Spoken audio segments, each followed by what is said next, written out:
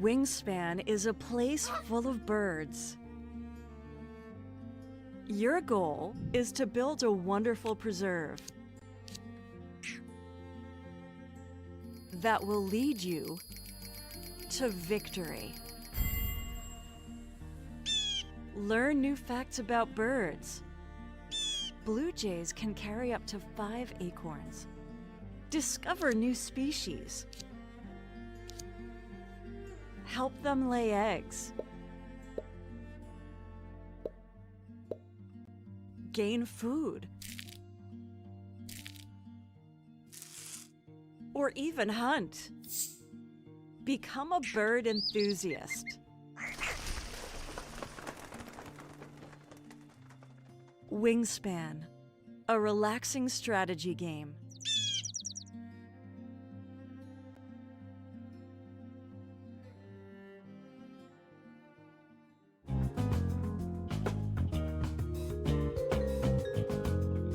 Lavender Legal Center is a nonprofit providing legal representation and related advocacy by and for LGBTQ Iowans. Lavender provides direct representation, advocacy, and referrals, with a priority for serving those with low income and LGBTQ youth. Lavender operates with 4 main core values. The first is equity, recognizing that legal aid and related advocacy are basic human rights. Second is inclusivity, providing equal access to services for those who are marginalized. Third is dignity. LGBTQ people are worthy of advocacy no matter their specific need for assistance. And fourth is compassion. LGBTQ people in need of legal services come to the matter with great vulnerability.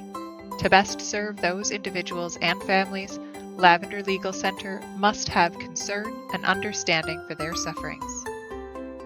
Your support of Lavender Legal Center helps further the mission to provide legal services, advocacy, and resources for the LGBTQ community. Together, we can build a more equitable, inclusive, dignified, and compassionate future.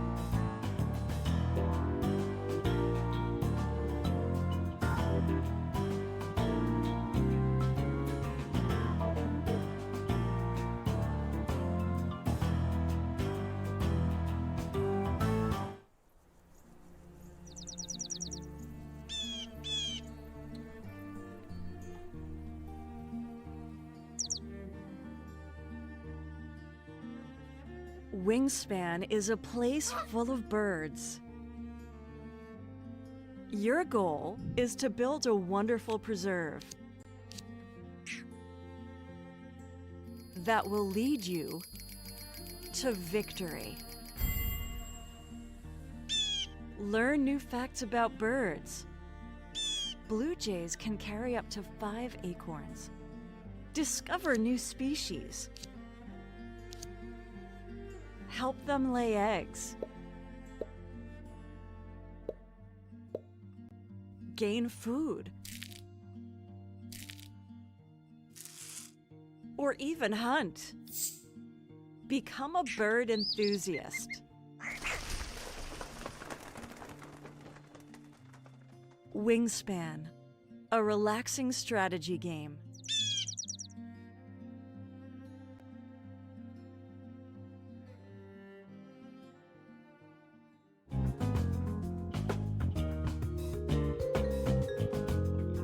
Lavender Legal Center is a nonprofit providing legal representation and related advocacy by and for LGBTQ Iowans. Lavender provides direct representation, advocacy, and referrals, with a priority for serving those with low income and LGBTQ youth. Lavender operates with 4 main core values. The first is equity, recognizing that legal aid and related advocacy are basic human rights. Second is inclusivity, providing equal access to services for those who are marginalized. Third is dignity. LGBTQ people are worthy of advocacy no matter their specific need for assistance. And fourth is compassion. LGBTQ people in need of legal services come to the matter with great vulnerability. To best serve those individuals and families, Lavender Legal Center must have concern and understanding for their sufferings. Your support of Lavender Legal Center helps further the mission to provide legal services, advocacy, and resources for the LGBTQ community. Together, we can build a more equitable, inclusive, dignified, and compassionate future.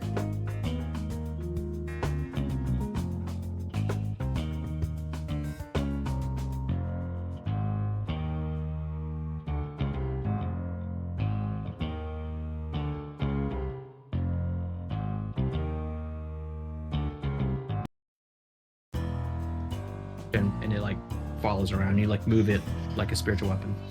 Cool. Hello, everybody, and welcome to Roleplay Give, where we're nerding out about new warlock spells. Oh, Winston, we forgot to tell you, Veilla's pregnant, and it's yours. No. I resign. Also not canon. All right. So, welcome back to another episode of Roleplay Give. We are a virtual tabletop gaming community. Tonight we are playing 5e. We're playing, we're playing 1e, a 1e module, but we're playing it with 5e rules. We're playing D3, Vault of the Drow. I think maybe because Winston didn't hear this, I don't know if it's in the notes, but the players learned that the vault is actually in an enormous cavern that creates an ecosystem for the Drow. The city of Erelai Kinlu is in the vault, but there are actually like little farming communities, suburbs, other things inside this several mile in diameter cave. We had a debate about caverns and caves, I believe, last time too. The ceiling of which is very high up and is clustered with gems that create a starlight effect and a moonlight effect upon the city and the surrounding country land that actually produces food for Erelai Kinlu. And the stars are also how said baby came about. Still no. You guys haven't even A lot of theories. Haven't even gotten there yet. But where we last left off, the party have been traveling through the Underdark for some time now, and most recently found a potential allies in the Snurf Neblin. Sverv. Yay! Thank you for the resubscribe, Robin. Okay. Oh yeah, sorry, I didn't mean to disturb everything. No. I just thought I would do that while we were. I still haven't turned the noise off, so it just Oh. came up and told me. It's good. Thanks. It is good. It all. Oh, and then I'm pretty sure that was Ed doing something. You let me know you didn't turn the sound off, so. that was a rookie move, Paul. It was a rookie move. So, anyway. I mean, you got to know we're all logging in now. There it is. Okay. So, we are... They met with the Sverf Neblin and found out that there are... they found out that there was a intruder to the northwest, a one-eyed creature, but actually multi-eyed, but mostly one giant floating eye, that had moved in to the northeast. Northwest. They confronted that creature, who was more amenable than they thought it would be, and gave them a lot of information that they didn't have prior. as a side note, I found out that Eddie Deason, who I was modeling the guy's voice after from Grease, he's the nerd guy who talks like this. Uh, he's had a really rough go, and so shout out to Eddie Deason. I hope things turn up for you because he had bout with schizophrenia and a whole bunch of other stuff, and things turned out pretty rough for him. So good luck to him. So in any case, they met Armax, and he gave them some information about what they were going to need in order to destroy the threads of Loath once they open the gate. Once they open the gate and they appear on the other side in the demon web pits, they would need purple worm venom,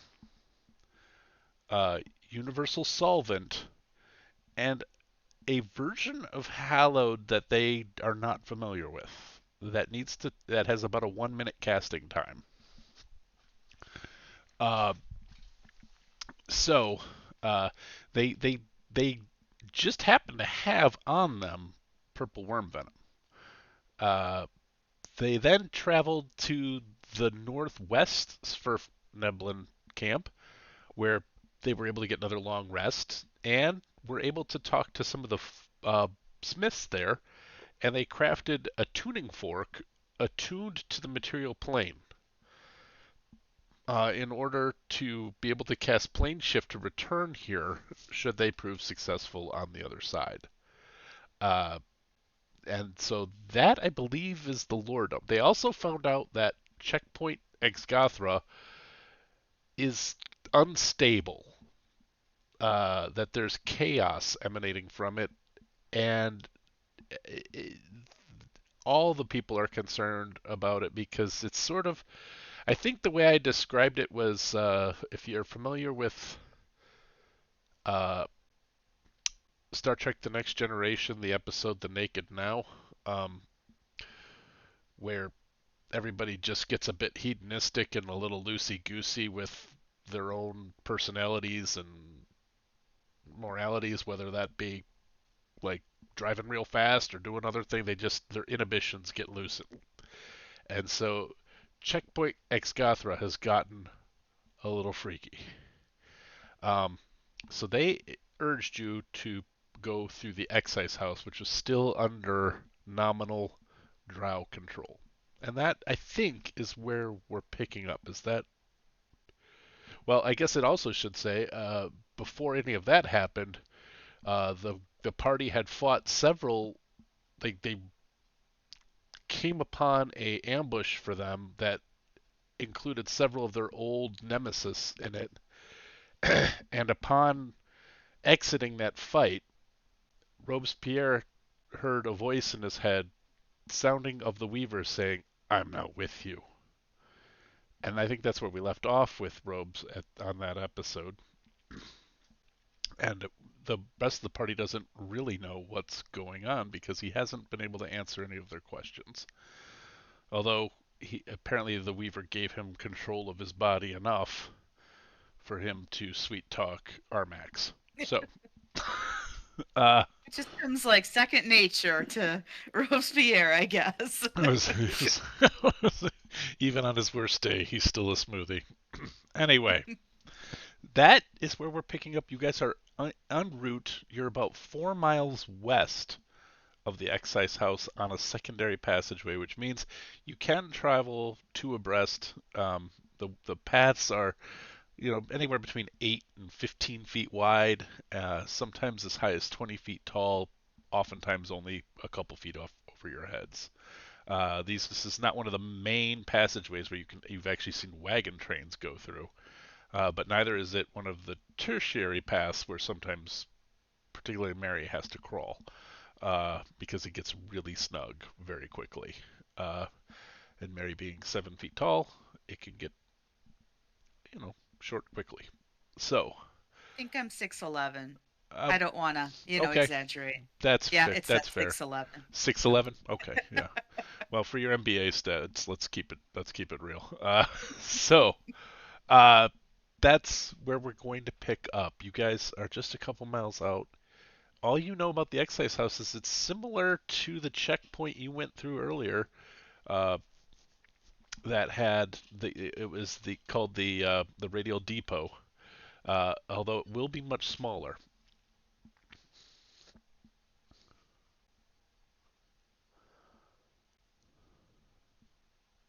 Can we talk a little bit about the she's in him comment? Oh, you know what? I should do that actually in Robes' head. Yeah, I was gonna Okay. say, am I? So I know I came out of being catatonic to address the beholder. Did I go back? Yeah. Okay. Yeah. So I'm still kind of in this yeah. Oh, gotcha. You've been coming in and out most of the time. You're in conversation with the Weaver, and you have now heard the Weaver's life story. Over the course of the last 18 hours, you found out that the Weaver was once in Eladrin from the Feywild. She, some millennia ago, came to Oerth, the material plane, and made herself known to your civilization of the Yuan Ti. Uh, she helped several of them actually create the transformative magics that they use, and taking on this idea of a constant shedding and recreation. You become your next self after you lose your old self. And over time, and through many exploits and advocating for her people, ascended to basically the demigodhood that she is, taking on more and more of a snake-like appearance, and having some small control over one of the realms in Gehenna.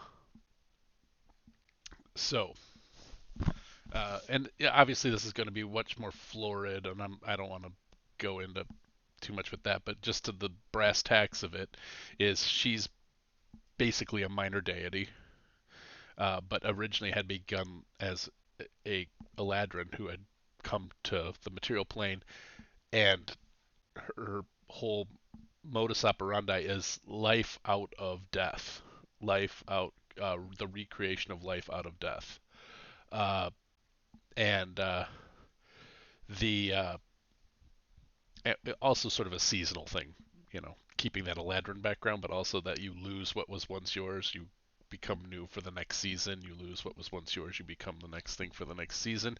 But she no longer resembles anything like an Eladrin. She resembles an enormous. Now we've done this in dream skits before here with this. She's like the size of a sandworm in Dune, in imagery, but not like the giant toothy circle face, because she's not a worm, she's a snake. She is just a large, like python type, boa constrictor type uh, uh, creature. And some of the mythology of your people is like her sheddings are what become part of your world. Um, but her sheddings, as you saw in your dreams at one point, remain around her. So this is the first part. She tells you this origin story of the Weaver. The second part that she tells you is that she has been taken. Her body is in the demon web pits. She fled her body, and she went to her most powerful warlock, which is you.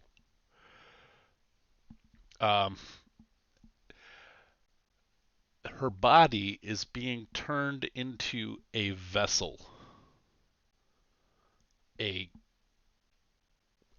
like a troop armored carrier, armored troop carrier, like Avengers, what the Avengers movie, big worms that fly through the sky, carrying all of the Chitauri. Uh, her body is being repurposed by Loth's demons on the demon web pit to become a interplanar vessel. She doesn't know why, since the whole thing appears to be this gate opening with the threads, but that is the plan, and now her consciousness is riding in you, hoping that when you get to the demon web pits, you can reunite her consciousness with one of her sheddings or her body.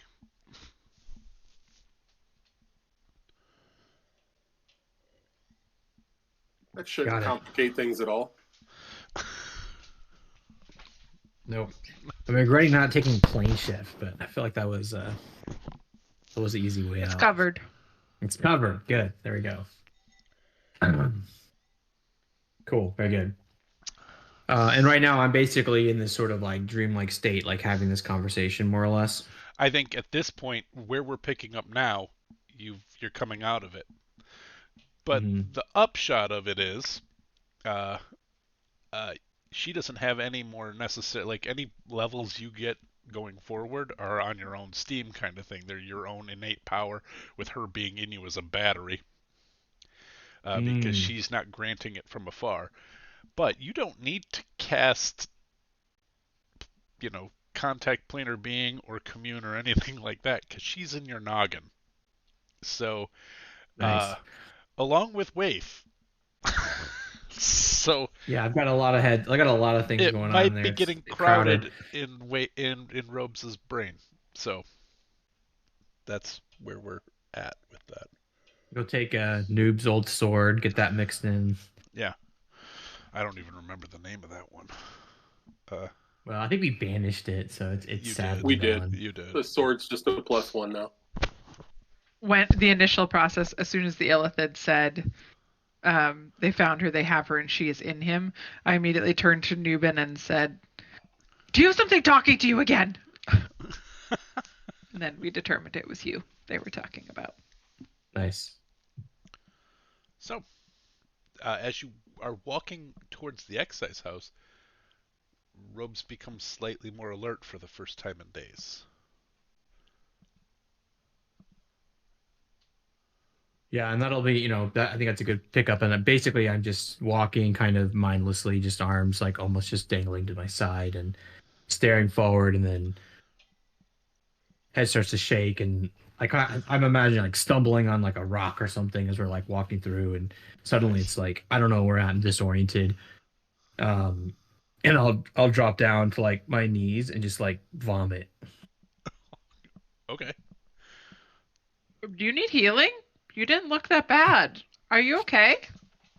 I'm okay. As you might imagine, being immune to poison, I don't do this very often. It's at least not against my will, and I'll burp a gaseous cloud out. This is a reminder that it feels much better. Just got a little bit disoriented. Can I ask, where are we? Same place we were when you were undisoriented, but further through the tunnels. We're about 4 miles west of the Excise House. I'll point it out on the map. This is what I do. I know where we are. That's my thing. So. That's why I was intentionally vague. Good that someone is. That's right. Imagine you take like demon web pits as your natural terrain. Level 1. I haven't been a ranger for like 12 levels. So I haven't really had a chance to add to my forest. There you go. Which we've been in all of like maybe one day. One day. The forest, the demon web pits. Yeah. Just wait. You can take another level of ranger when we get there, and then take it. Yeah, just it all comes up. I love this place. You know what? I kind of favor this terrain. It's quite nice. I guess maybe I have some things to share. but I don't know. Is this a good place to speak? I'm still a little disoriented, trying to like figure out. Right. Well, Me there too, were actually. some mind flayers that seemed particularly interested in a her that we haven't really discovered. We think you might know something about it, right, Veilla? Because you had heard. Mhm. Yeah. Why don't you say what you heard? I don't remember the exact words. So when you were kind of out of it, and we came across some illithids. Well, they came across us and tried to they wanted to beat us up, but we were apparently too cool. So in the process, though, I detected thoughts, and one of them got really excited. Like they had big news, and there was just this really intense sense of raw ambition and homesickness. It was very weird. And in their head, they said, they found her, they have her, and she is in him. Like, the only thing I could think was that Nuben's sword was talking to him again, but it wasn't that. And so then you were still kind of out of it. But I'm a little nervous that they might be interested in whatever is in you, whoever she is. Who is she?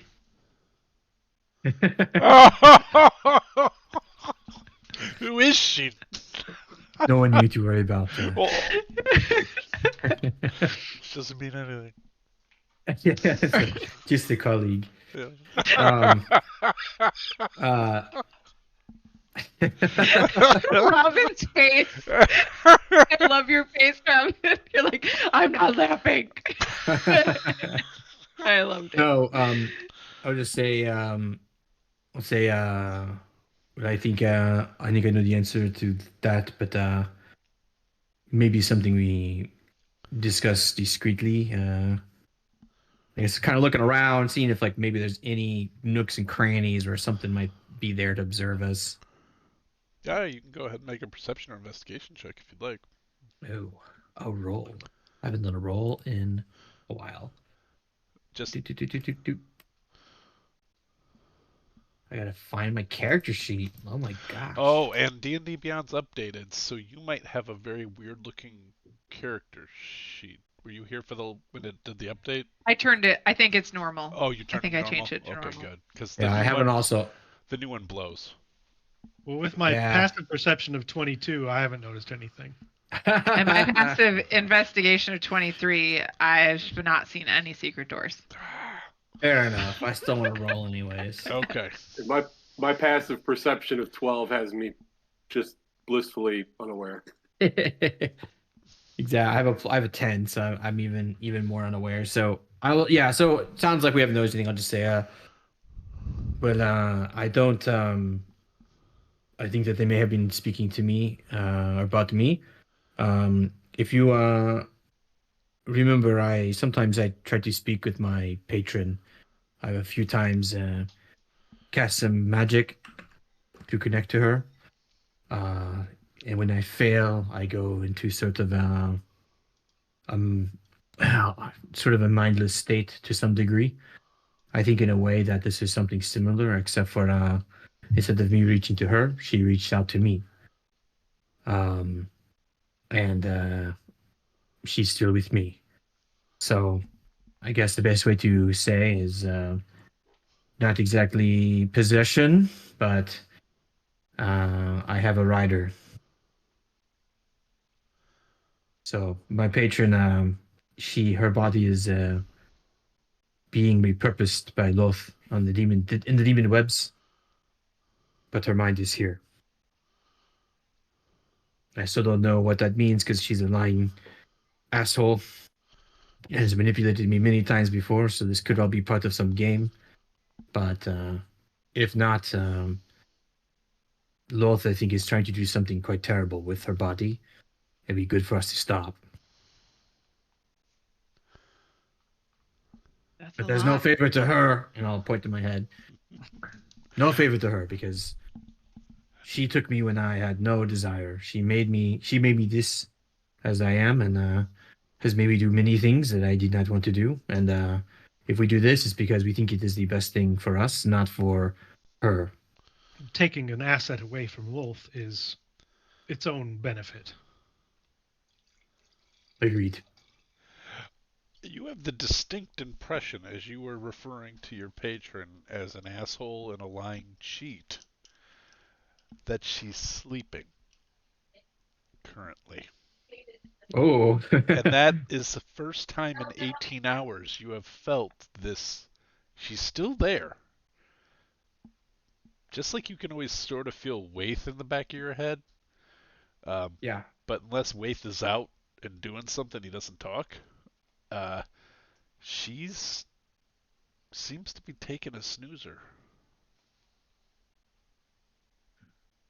Yeah, and I'll relay that. Just say, I think I hate to say that I have become maybe how do you say unreliable, but right now she seems to be asleep, and I have my control, but I don't know how long that will last. So hopefully this is something that we can solve.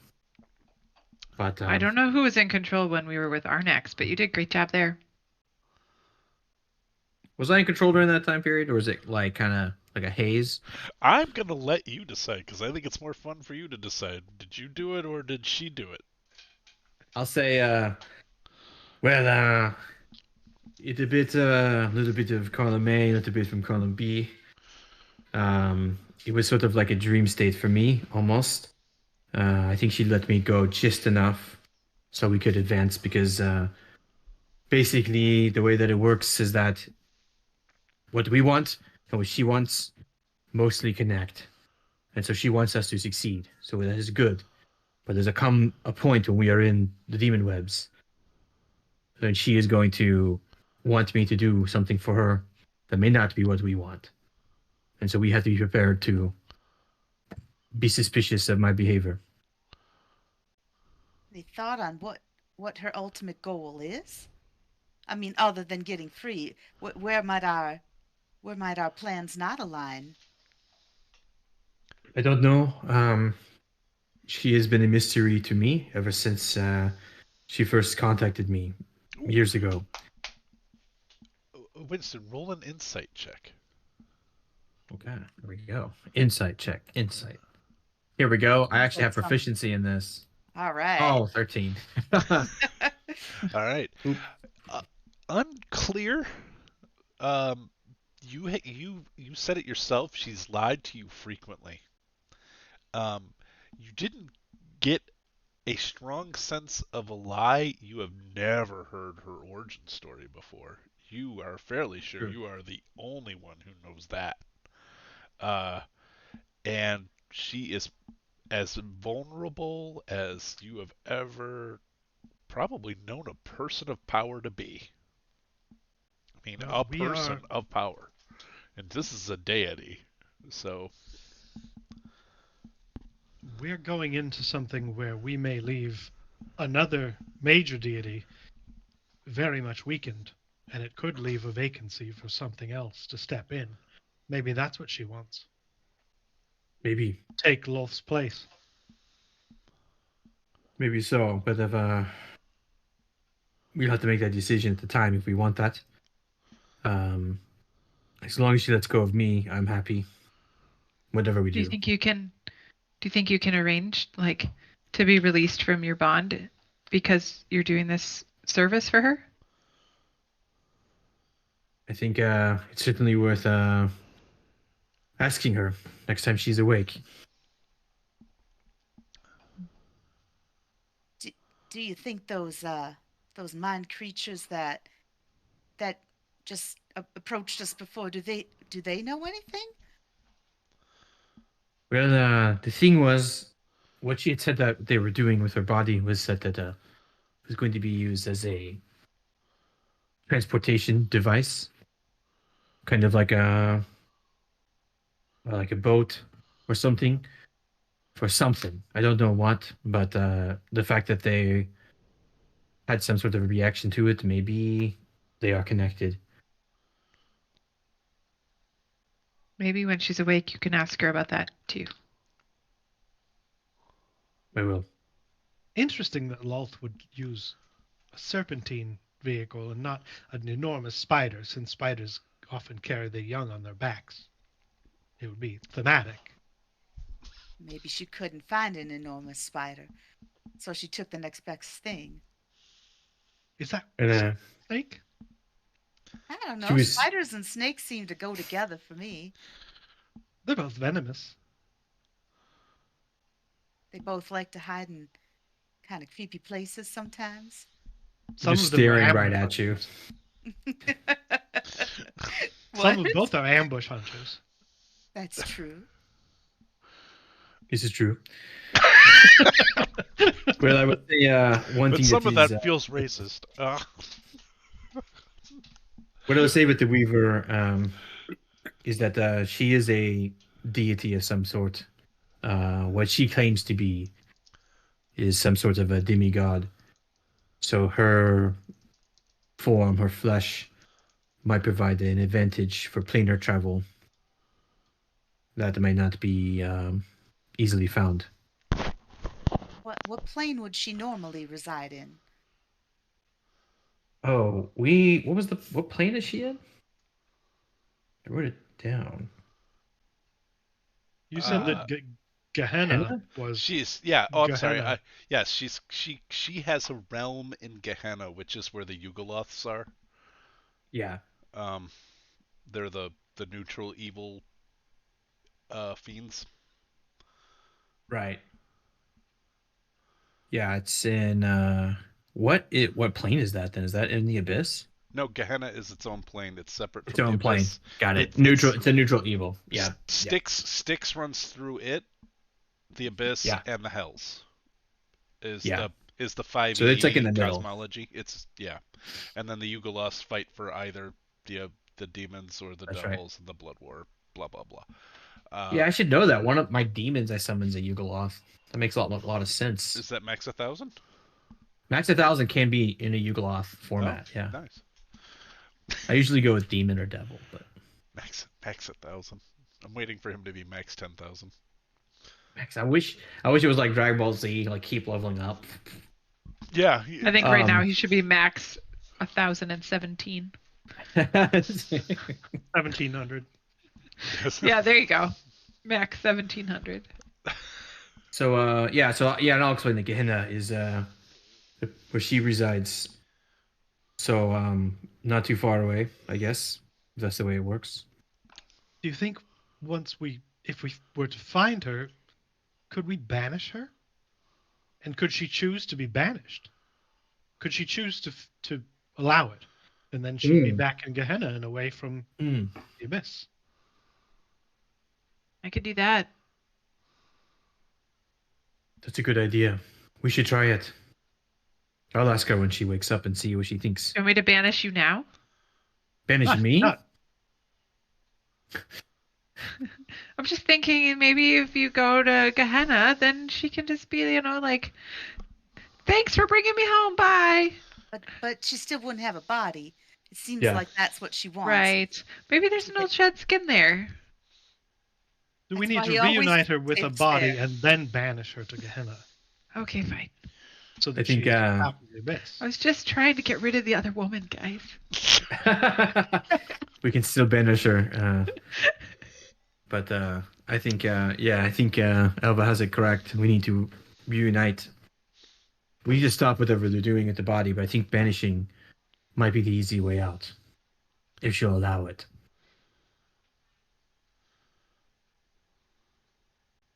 Okay. Would But nothing- would banishing also work for any of us to return to our home plane once we're there?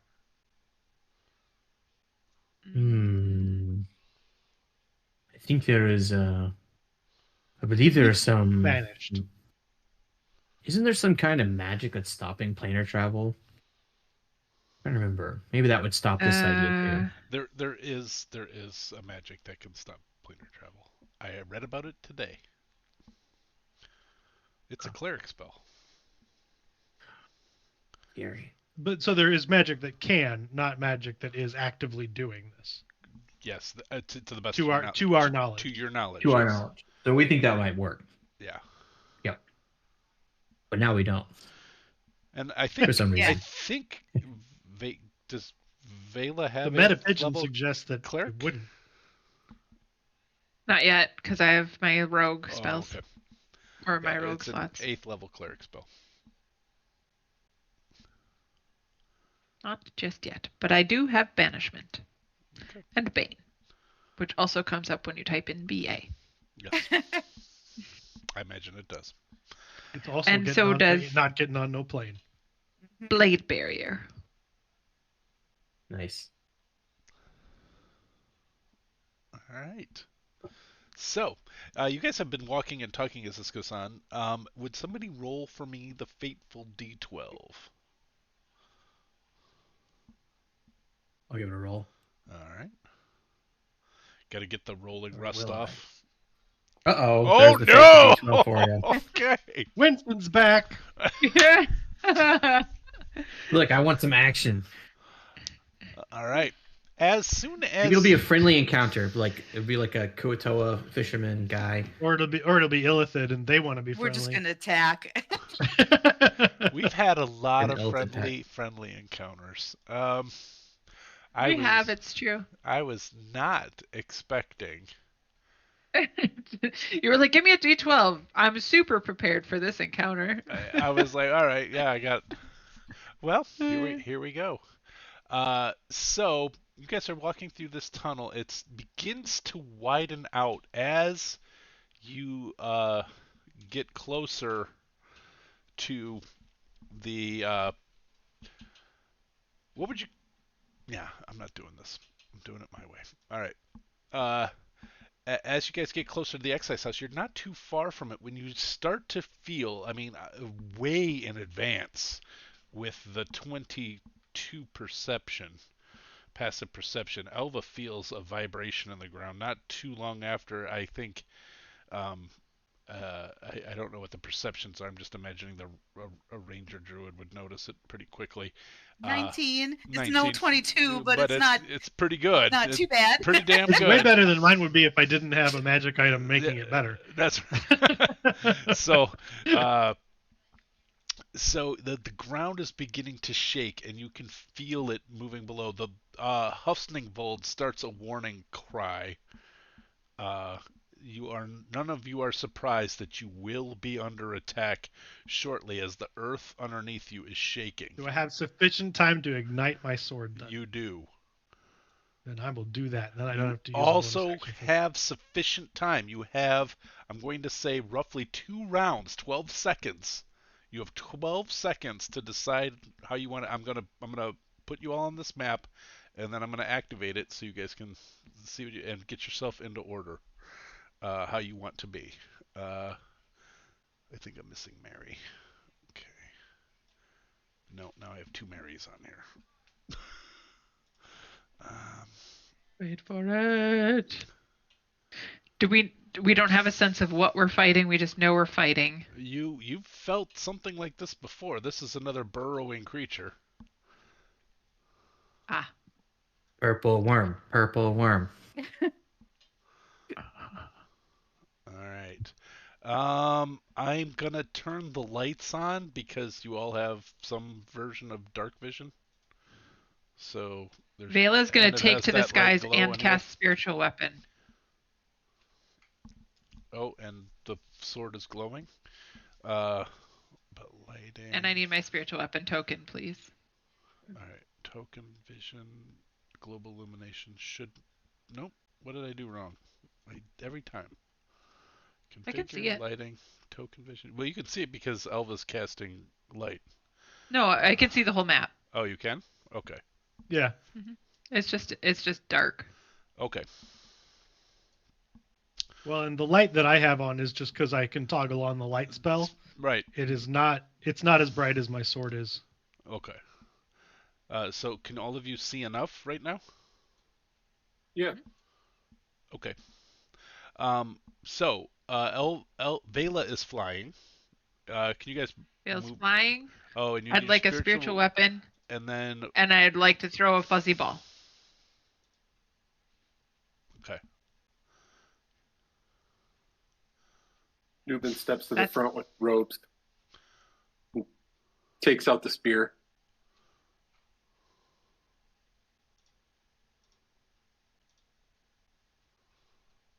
Where did the PC Where assets? indeed? Familiar weapons. There we go.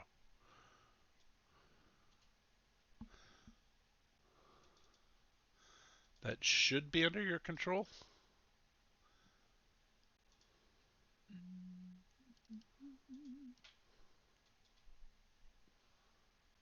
Yep. Okay. Is everybody where they want to be? Well, I would like to step as like away from where the feeling of the burrows is, so I backed up to Well, the edge of the map. It's underneath your feet and moving and like towards you, so you don't know if it's gonna. You don't actually know which way it's going to pop up. If it's gonna pop up in front of you, if it's gonna go under you and pop up. Oh, okay. So right now you don't actually. Then I will wild shape into a giant owl and fly to the top. Okay. Nice. Fly up. There's some great Oh, stalagmites right there. All right. I'm moving out to have both Robes and Nubin within 5 feet of me for sentinel purposes, and casting Blur. Okay. And I still need my animal. You have a giant badger. Yes. You can burrow and Oh. burrow. Yeah, I can. We're gonna have a burrow battle. Oh, The whole yeah. fight's gonna take place underground. I don't know if that giant badger is something that you can control because I don't know how to get to it right now. It's going to be a pain in my ass. That's fine. So you just tell me what you want to do with it. And then Meri, you are now a giant owl. I guess. I just said the first thing that came to mind. I don't know if I'm hoping it exists. I'm pretty sure it does. I'm pretty sure that Okay. one does. Although if it doesn't, we'll find a perfectly good analog. So I just was thinking, what is big and can see in the dark? I don't know. Nice. Although it's not dark, but it's still this way. I'm good to fly. giant owl, right there. First thing that came up. All right, now that I need to figure out how to give you control over. Oh wow, yeah, that's a big owl. All right, giant owl. Configure ownership. That's going to be Robin. A very phallic face, by the way. They often befriend fae and other sylvan creatures and are guardians of their woodland realms. You should have control over that token now, Robin. And then, Okay. So you're a giant owl. Veilla is flying. Elva has blur on. And robes and Nubin have moved to the front. Is that all? Did I get everything? Yeah, I think we're aligned where we want to be aligned. Okay. So it passes under your feet. Sorry, I'm looking for something quick. Too many of these things.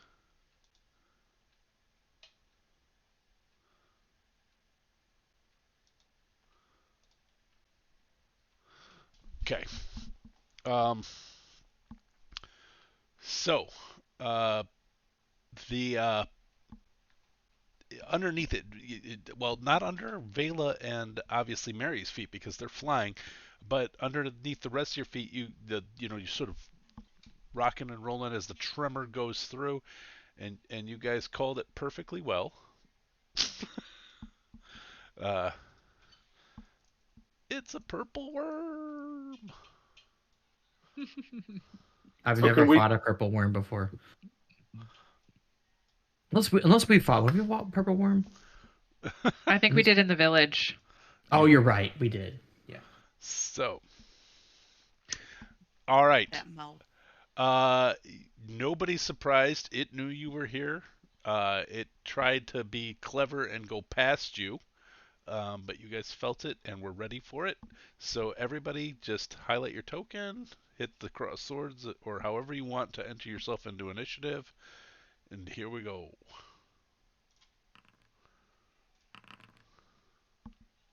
Do I do the owl or do I do Meri? Do you want me to highlight? I think you should do Meri. I think you probably do better, right? Or does it matter?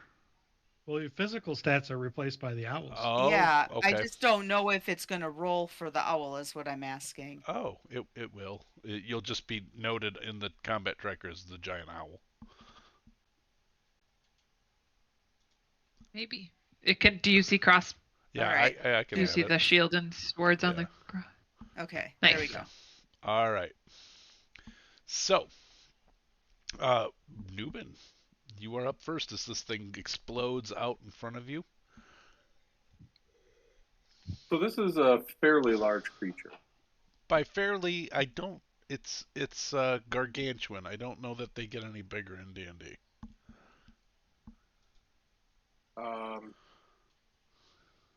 This thing here. Is that like a pillar that goes all the way up? Is it? Is there a platform on the top of it? Nope. If you can't see through it, it's all the way up. And in this case, all of these are all the way up. These sort of crystals might give you like a 5 foot to 10 foot height advantage. I didn't name them. This one here doesn't appear to have. But if it's blocking your view, it's going all the way up. It's a column. How tall is Wormy? I believe they are like 25 to 30 feet tall. Well, the part that's not underground is 25 to 30 feet. Yeah, the rest of it's underground. Okay, so Noob's gonna run over here, run up the wall. Okay. To get, he's gonna run up this spike or whatever this is, column thing. Yeah. And come down with a two-handed smash with the spear with Cool. the pokey end. With the poke. And you critted. Hey, all right. Nice. Nice. All right. That's a good spear. I should have used it.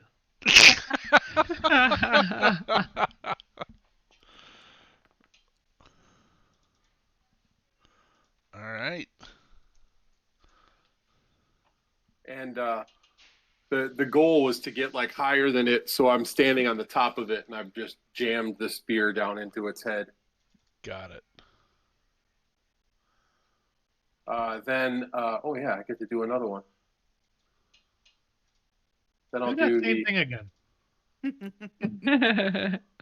Well, I can't for reasons.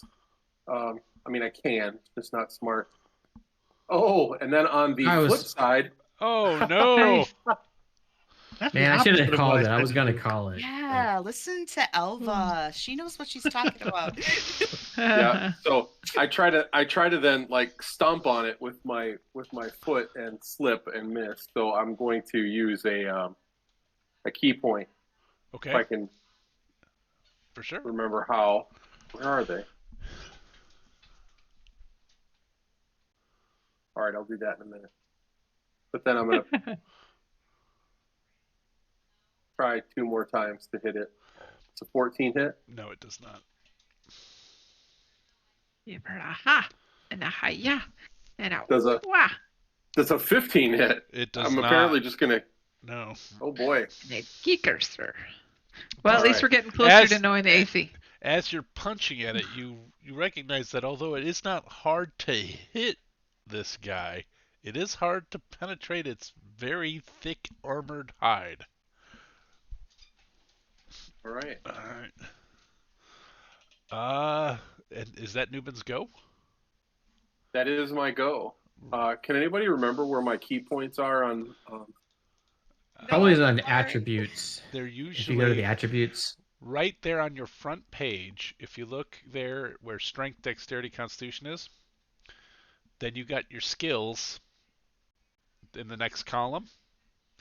And Right. then the next grouping over, you have resources, and the first one there is labeled key points, of which you have 17. Oh my gosh. I truly don't. I'm gonna shoot you a screenshot here so you can see where it is instead of me doing it. So here, hold on, copy, and I'm gonna put it right here in here, and there you go. So maybe that'll help you locate it. All right. Thank you. No problem. Sorry, I didn't mean to laugh. It's just I never knew where your key points were. So when you asked us, I was kind of like, "Oh my gosh, I don't even know where my stuff idea. is." So. Well, it's because I'm back. It's because I'm back with. Okay, Forge. I should have explained this. I'm using D&D D&D Beyond. That's Oh. why I can't find it. Oh, I have no okay. idea where it is in Well. D&D Beyond. All right, I'll just keep looking. My assumption would be in features and traits. That's where I Probably would guess also it in would be. actions. Yep. Okay. I keep mine in the cupboard. Robes, you are up. Yeah. Yeah, so I charge forward. I've got Waith, and as I get close to the worm, I grab my forehead and it's excruciating blast of pain, and then I draw out this 3-foot stretch of planar energy out of my brain, and create a sword of blade of disaster. This is my bonus action, Nice. and just kind of like catches me off guard. So like And this little slice of Gehenna appears. you got it. All right, and it's Picking it up. all right, and it slices through the it's a 2-dimensional plane of Gehenna that slices into reality here. Yeah, it's like you could almost look through into Gehenna from the blade, like Yeah. at different angles. And you can see like whatever horror is in there, and the blade just flies out of my head, takes the shape of like a giant jagged greatsword. It's 3 foot long, and it just strikes into this creature 2 times. So Okay. first attack is a 27, 27 will hit. so it'll do 22 damage. It's all force. And then this is the second attack, 31. 31 That's a definitely crit. hits. And I think that's That's a crit with Blade of Disaster. Yeah, because That is a crit. right? Yep. so it'll be 51. Nope, you need to add 4 more to that. Add You need 4? to add, yeah, when it crits, it does 12d12. It does 12d12. It does Okay. an extra 8d12 on a crit. What the hell? So it's normally 4 on a crit, it's 12d12, and it crits on 18, 19, or 20. So So you that, just did that's 84? 74 74 points of damage. Okay. plus the 22. Jeez See where it got its name. So that's 96 points with your bonus action. Yeah.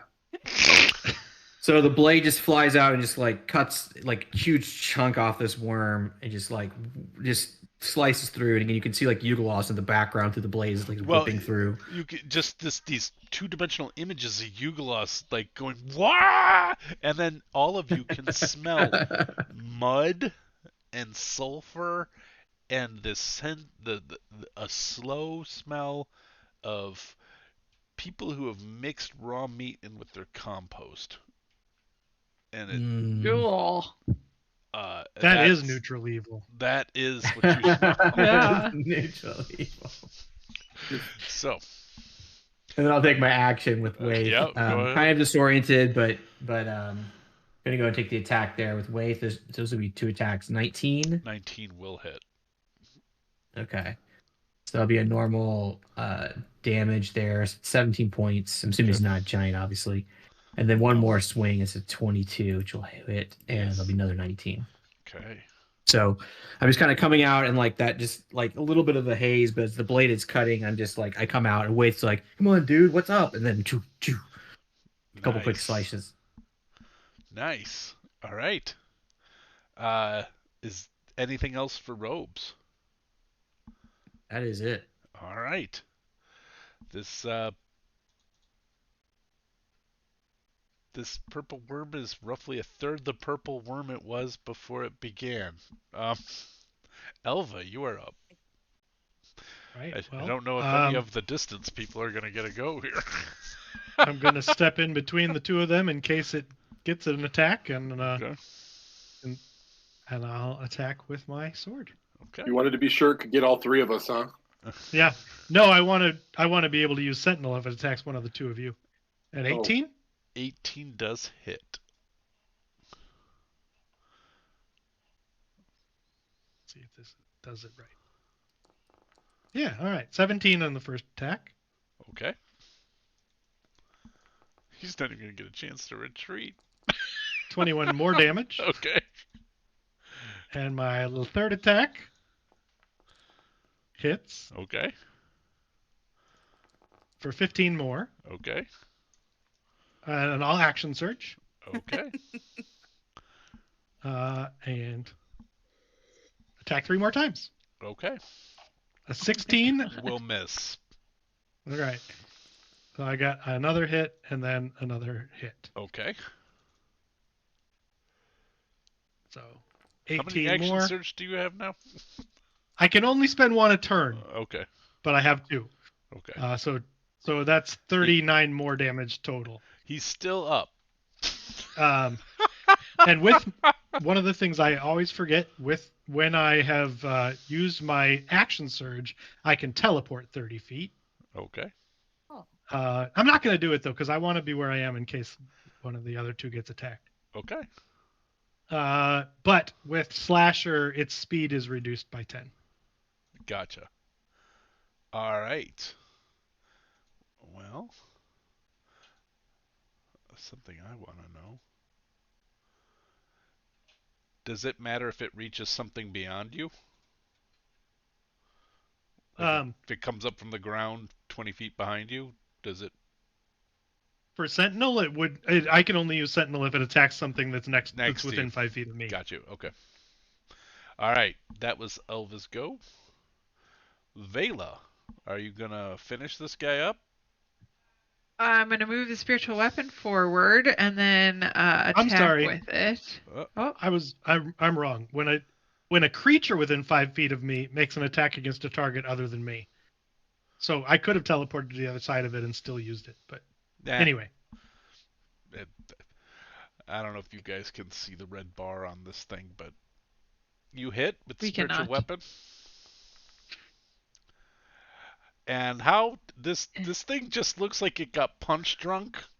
Noob ran up a wall, started punching it, stabbed it with a spear for massive damage. Then it had a dimension split in through the middle of it twice. Then it got hit with a sword. Then it got hit 5 out of 6 times with another sword. And the spiritual weapon comes in and sticks it right in the eye and it goes, and it falls over. It had Good. 5 hit points when you started your turn. Perfect. I'm You going to tell the guys- badger it can have some lunch. You guys did 247 points of damage before Robin got a turn. I'm gonna preen my feathers. I'm just gonna, sit there and do some preening. also Robespierre did half of that as his bonus action. Yep.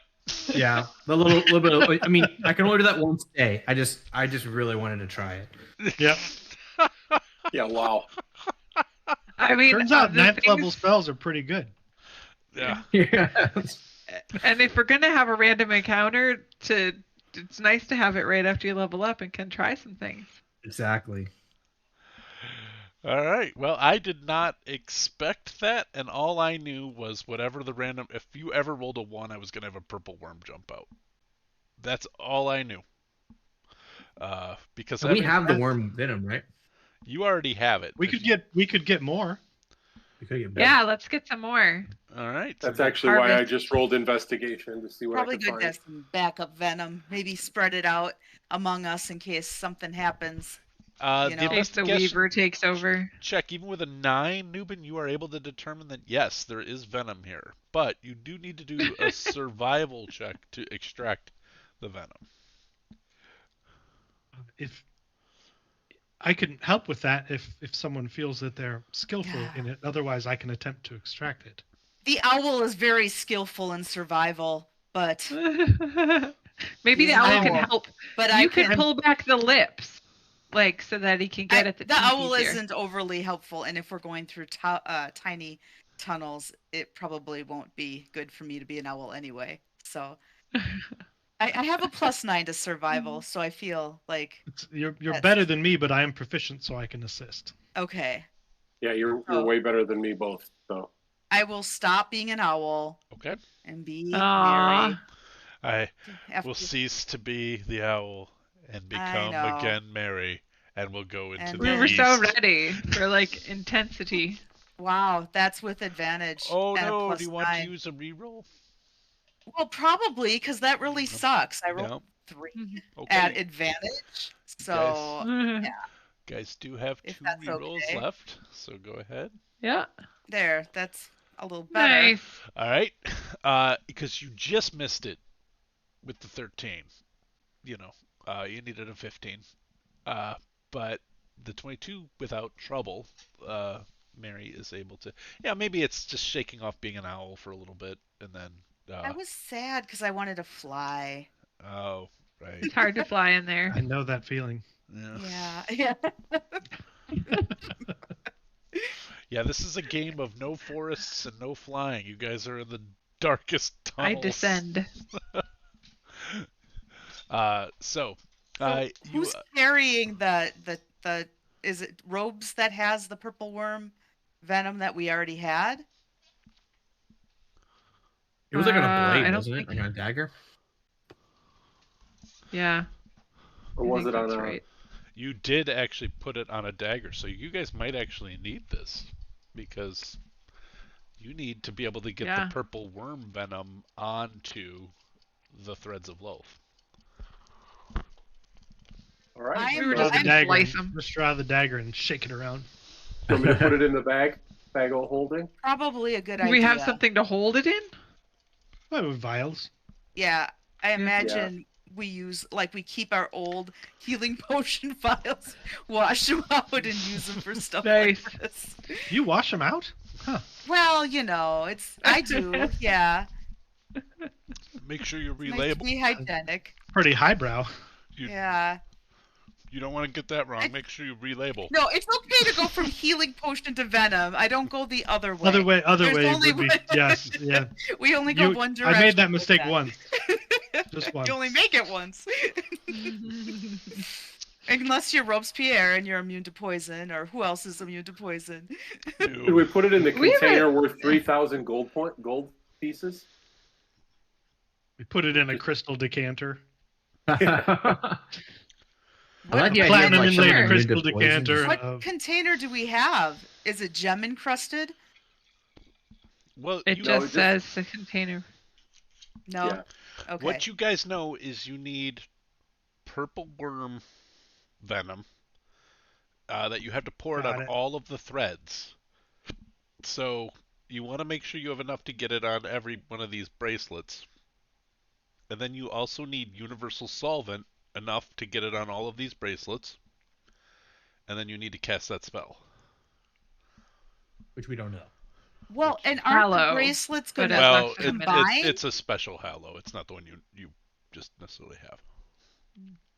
What was that? Yeah, Robin? aren't the bracelets combining? yeah, aren't the Yeah. They bracelets will all be one item by the then. one item when we combine Because them? to create the portal, we have to combine them all into one item. Yes. But still, it's same. I mean, I'm assuming they keep the same like mass, right? You don't know. Like when you, I mean, that's true. But even if they thread it together, there's probably like yeah, I guess they might like change shape. They're threads. We're going to be knitting the sweater of Loaf. That's right. We got a little like loaf. The sweater Loaf. of Well, Loaf. if Shame. that was true, we wouldn't need all this stuff. Because if we wanted to destroy the sweater, we just have to pull the thread while they walk away. That's right. Oh, that's Oh, true. Lord. That's true. Oh God! You brought Weezer into this game. I'll bring Weezer anywhere. I like Weezer. Look, if I only wanted one But not drum the beat doors. for the rest of the album. All right. I'm assuming you are no longer blurred. Correct. I will turn off. the Well, within a blur. minute. All right. So the purple worm venom you put in the bag of holding, right? And you I guys guess. now have like I'm gonna say you were able to extract. Hey, this is a fun thing. You rolled a 22, so you can roll 2d12s and keep the higher for how many ounces you were able to get. Oh gosh. Okay. Where? Oh, there they are. I'm like looking in the wrong spot for the dice. All right, I'm just gonna roll two separately. I We got a well, full- you we can't got a- beat that. So. Okay. All right, you have a wine bottle's worth of purple. We have a PBR can. No, yeah, it's a PBR Um, can. That's right. I Oh, also boy. wash those out and reuse them. So Oh, Gross. Nice. Y- y'all look super classy up there in Wisconsin. Well, Mary does. She doesn't waste anything. You know, she No. recycles, that's right. reduce, reuse, Yeah, recycle. reuse if you can reuse before you recycle. That's better. All right. That's right. All right, so you guys defeat the purple worm. You're only a mile away from the excise house. You Only We need someone to do could have anything tamed before that we go worm in and ridden there? it into town. I Now you- didn't hear either of you. I'm sorry. What was that? I said if only somebody could have tamed that worm and ridden it into town. It was not a useful comment. Oh, okay. I said, is there anything we need to do before we go in there? Where's Cora when you need her? Yeah. Well, this is. I mean, we're not assuming it's a friendly place. We're just thinking we might have a better chance getting through it, Well, it's right? not so much friendly, but less scrutinous. Right. So we Do still we need to probably shop should for have. anything? Well, we have our Is there pass. anything? We have our little coins that let us pass through checkpoints. Mm-hmm. I think Do we? But do we want to No. look for universal Solvent? solvent here? I don't know. We can see if there's that sort of business. I don't know if this is a place that has stores. In as case we're asked, for what purpose would one normally use universal solvent? I mean, anything really. It's universal. Noob, I need you to solvent hold your needs. fingers together, and we'll tell everyone you glued them together with sovereign glue. And the only thing we can do to get them apart is use universal solvent. So we need that. Excellent. But you can't pull your fingers apart. That will ruin the whole ruse. Okay, I can do that. You see Newbin's like, there's just enough do room to like hold this. a weapon, though. Like 2 fingers, but you're gonna go both hands. Okay. This. He's glued his hands together with sovereign glue. But they're glued together so they can hold a weapon still. So That's funny. just as a reminder, because we haven't played in a while, at That's terrifying. one When the point, DM says that, you're like, what? I forget. at one point, there was a word that was sent out that a prophetess of Lolth Yeah. had come through. Oh, yeah. I was thinking that because I have the special token, and I don't know if I want to bring that attention to myself. Also, though, you know that Forshade Zoth, who is a top agent of House Ileserves, died, but her lieutenant, quote unquote, Gellin Primewater, escaped.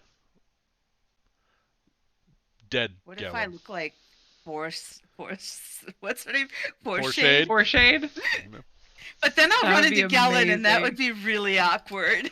you'd have to kiss him. No, he's kind of undead. I don't know if they were No, like he's definitely kissy undead. kissy. Kind of undead. Yeah. Yeah, I don't think they have those kind of needs anymore. They're well, Robin, we could totally set up for the next our plans for the God. next game, and you could be a Drow. I mean, I can That's look interesting. like a drow for a short amount of time. That's interesting. The question about disguise self and polymorph and all these things. If you then have a child, do they take on the form you're in, or do they, or conceive a child? I guess, right? Well, That is, wait, it only lasts for an hour. So did the genes then revert? How many times you gonna That's- do it? No, I mean it only. this is a whole I plot point in think the court it of, definitely matters which sex's gamete it is, right? Because if it's like to Robin's point, it only lasts for an hour. So if it's the egg, it's a woman who polymorphed, then I think that would be a termination of the pregnancy immediately. But Yeah. if it's the polymorph male, like it lasts for an hour and it takes on all the physical characteristics of the polymorph. So the sperm would be whatever the sperm was. Because the sperm, yeah, but like, yeah, you don't get. I mean, because it takes a while to travel through That's fallopian true. tubes, and stuff, right? So Yeah.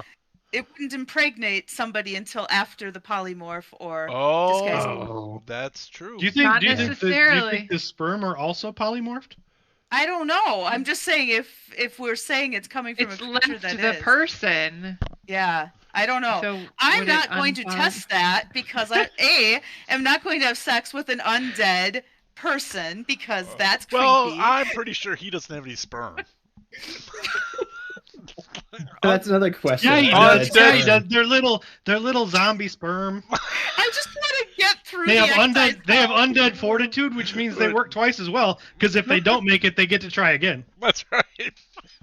I think they go backwards and like their tail is like the arm of the zombie, like bray. Gosh. They swim I- like squid.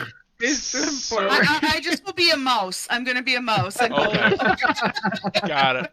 I feel like the last 4 years of shenanigans have all been building toward this moment right here. I just This is think it's this great. is an amazing conversation that I am so glad was just captured on I'm Gosh. will be immortalized. Yeah. This is probably the never once nerdiest throughout it. conversation we have ever had. Yeah, we didn't even reference cloacas the entire time. Well, it depends what you polymorphed into. I'm not anything. I'm not wild shaped. I'm Meri, Yep. and There are no cloacas, and we're not doing none of that. Okay. nope. So, you guys, that was my point, was to bring up the fact that there are two countervailing things that you have going either for or against you. One is that you're kind of known, but you also don't know where Gellin might have traveled, where he would have gone, if the alert's gone out that you guys are not great.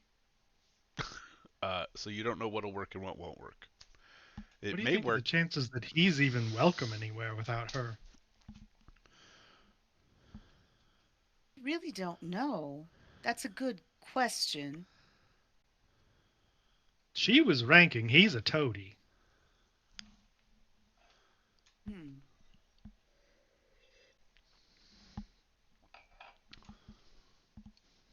Either way, I wonder if we should not travel in one big group as we go through, just in case something bad, like the We word could is split. out. We could split back up into the groups that we went through the previous checkpoint with. No, And if- I got and if called there's any sort of- crazy. But then if there's any sort of back tracing, Hmm. there's Oh, consistency. yeah. Fine. I believe I was a cat and you were a kitten, Robespierre. I don't know if that's what you want to do again. Well, the two of you have the freedom to be anything you like because you didn't pass through the other checkpoint. Right. It's true. Also, I'm gonna turn invisible. Oh, well, you can do Well, that where too. did he go? We were Probably having a the Excise conversation. House.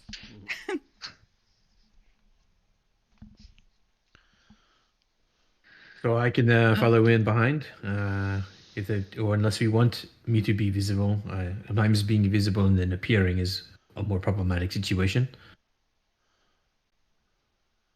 Well, just don't stub your toe. I did. All right, I'll stay invisible for this, and I'll just slip behind one of the groups, or whatever we end up doing. Yeah, I'll go back to Elva's mode of travel and just walk toward the checkpoint. Okay. I'll be hanging out with the bolt of fabric guy. I think I would be a mouse, and I'm going to see. No, not a mouse. I was going to ask Robespierre to carry me, but not a mouse. Something he wouldn't eat. That's interesting. What would I not eat? Or That's be small. tempted to eat. A vegetable. Oh, Yeah, there you go. wild shape into Celery. Bird. yeah, Sorry. snake.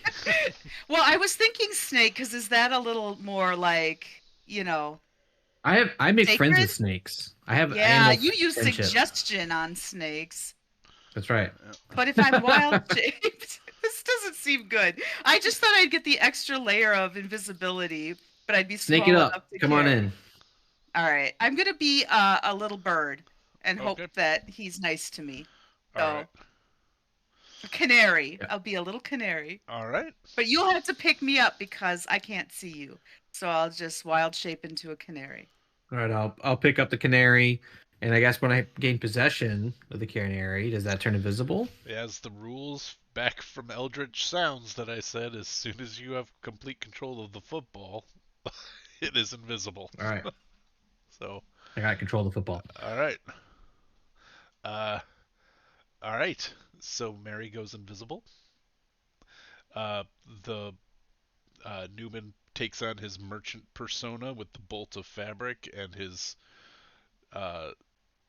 somewhat deranged daughter, or not daughter, ward, and then Elva's just going Elva style.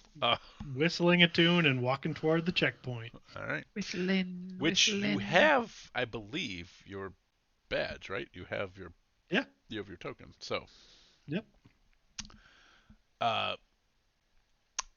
As you approach, the tunnel widens out just ever so slightly. You can see this is a minor tunnel, and you walk into a similar type situation to the way you walked out of the radial depot, out a secondary tunnel, and you can see where the primary is coming in, and you see these giant wagon trains coming through. Now, these aren't the ones you were traveling with; those have already moved well past. They're well on their journey. But another wagon train is coming in as you enter in this side, and there are just two drow there, and they're just checking for token. Yep. Tokens. I'll show him my token. Sorry. Could just need to hold up just a second, ma'am. We're asking everybody coming from this direction, have you had any contact with Sverfneblin in the last 3 days? Yes. What was the nature of the contact? Were you trading? Are you bringing in anything from Sverfneblin lands? Please turn out your No, pockets. I did eat some of their mushrooms, and so I may be inadvertently carrying some. I'm not sure if that qualifies. One of them looks over at the other one and he's like, she ate some of the mushrooms. Well, I bought food from them, so yes, I guess I traded with them. We're just gonna need to check your pack. Well, that's fine. Okay. Do you have anything in your pack that is from the Sverfneblin? Nope. You don't have any of the fireballs, jacks, or any of that stuff? Nope. I didn't take anything from them. Okay. All right. I have a lot of weapons, though. Yeah, they're fine with that. That's okay. Nice. All right. Thank you very much. And also, in the future, if you don't mind, we'd like you to take the southeast road. Having a little problem with the gnomes. They're disrupting the trade routes. Right. Also, do you know anything about a being called Armax? Yes.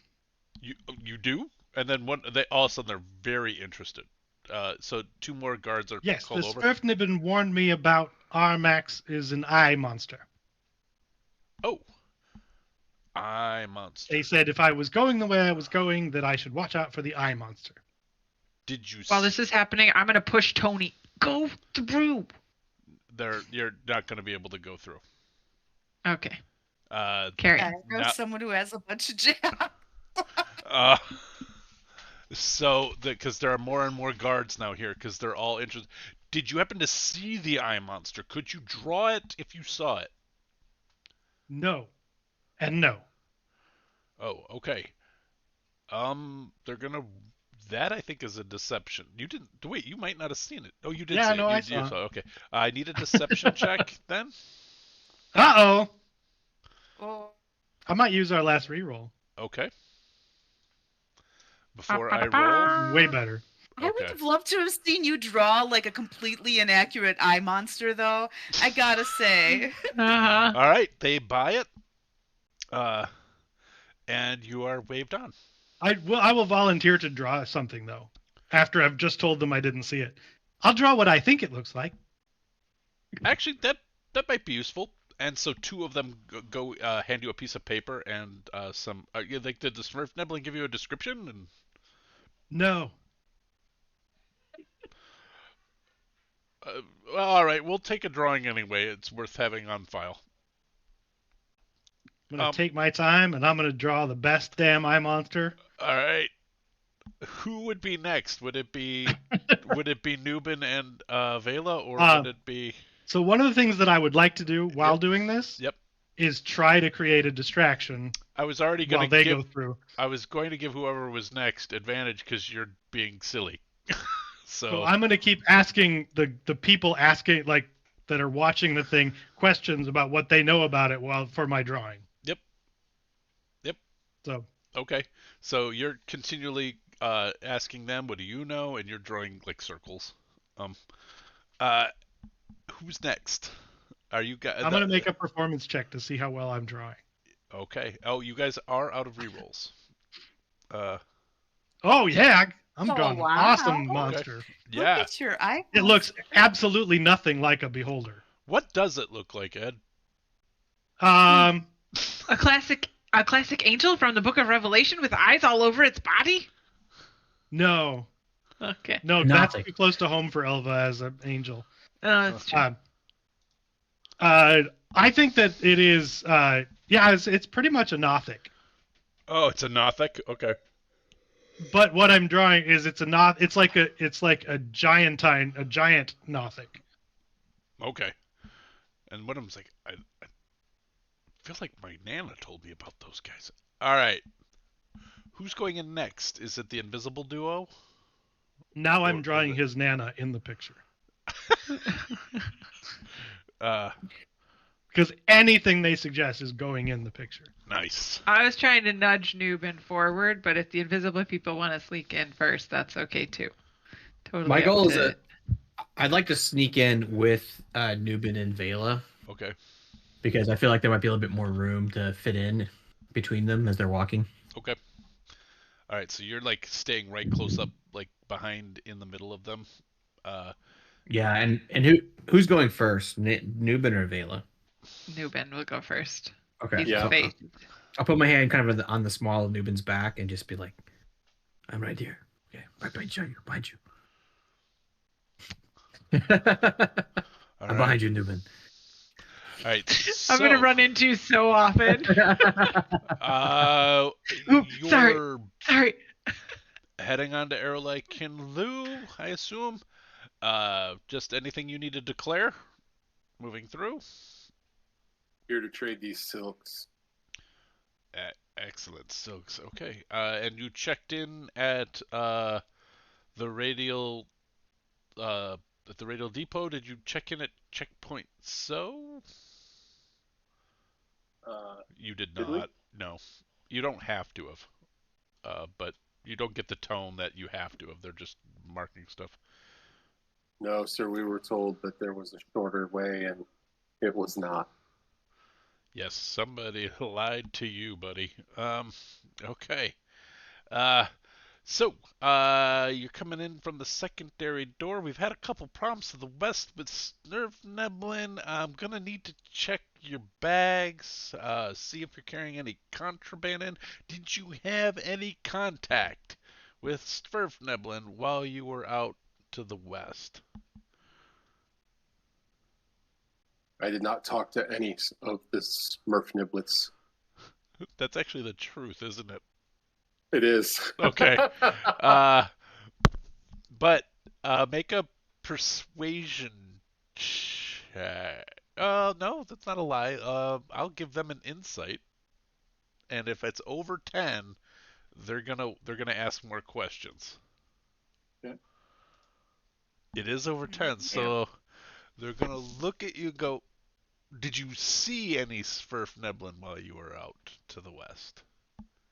I did, but I did not interact with them. That I think.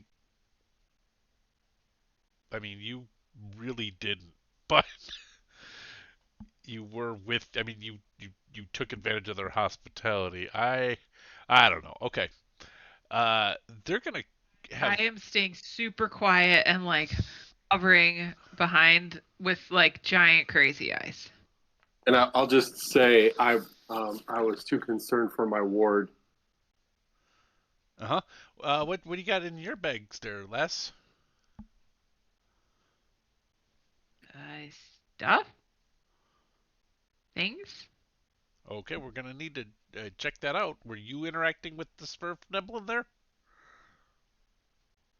Did I? And I look at Newbin. She did not. All right, now give me a deception check because she definitely did. She made a tuning fork with them. You have advantage because there's your grandma was there in the background, and people are looking at what's going on in the background. Oh no! I'm sorry. Somebody better buy some rerolls. I'm gonna need to look in those bags. They're all gonna start. The two are now getting a little suspicious. So yeah, I just my. I happily open my bag. Okay, they start looking in your bag. My bag of the jacks are all stored with my ball bearings. So I'm going to open my ball bearing bag and bring out a handful of ball bearings. All right, give me whatever you would like. Make me a sleight of hand, or performance, or deception. I would like a sleight of hand. Oh. Wow, Veilla. There's All a girl. So you go in there Nice. and you've got the bag in front. You smear just with your sleight of hand. You just move the ball bearings up to the top. They're looking in it, and then you pull the ball bearing. It's just a bag of ball bearings. It's just ball bearings. And like, oh, why do you have so many ball bearings? And they're looking more at Noob than really you. like ball bearings. Yeah. These are not the jacks you're looking for. Yeah, well, I'm also getting you want a gummy bear? They're nice and warm. They've been sitting in my pocket kind of feel here. Do you want to touch my balls? Yeah. So, and they're like, They definitely say that. okay. No, we're all good here. Thanks. Hey, what's it look like now? Did they get your grandma or mine? Oh. And so you guys all make it past the excise, and I'm assuming you're not hanging around, so you're going right up. Yep. Okay. I'm not gonna overdo this. How do you guys want to travel towards Erelai Kinlu here? I'm assuming you had said the last game that you did not want to go into checkpoint Excathra. So you can take this secondary road sort of heading where there Can might we shop be here? illithid. Is there any place with universal solvent? If there is shopping, there's a very similar to when you were at the Radial Depot. It's slightly smaller, but there is like that sort of that thing that got blown up by the partisans. There is a very similar type sidewalk sale kind of thing. You can poke around there if you want. Yeah, Give me just an to try and find investigation that check. universal solvent. You know it. You know I will. Okay. That's my jam right there. All right. You do, after a couple of asks and very quickly, it's almost like you follow your nose towards a potioner, and this person has all kinds of foul-smelling, concoctions there, and is advertising that he has sovereign glue, which you've heard, Elva say a couple times now. Universal solvent, that'll release sovereign glue. Uh, so uh, it's a dwarven woman, uh, just sort of kind of cooking things on like the equivalent of a hot plate. Uh, Next to all this stuff, and oh, hello. Can I help you? Hi. And I'm not Yeah, gonna he do glued his Scottish. hands together. Who did? That guy, this guy, him, and I pointed.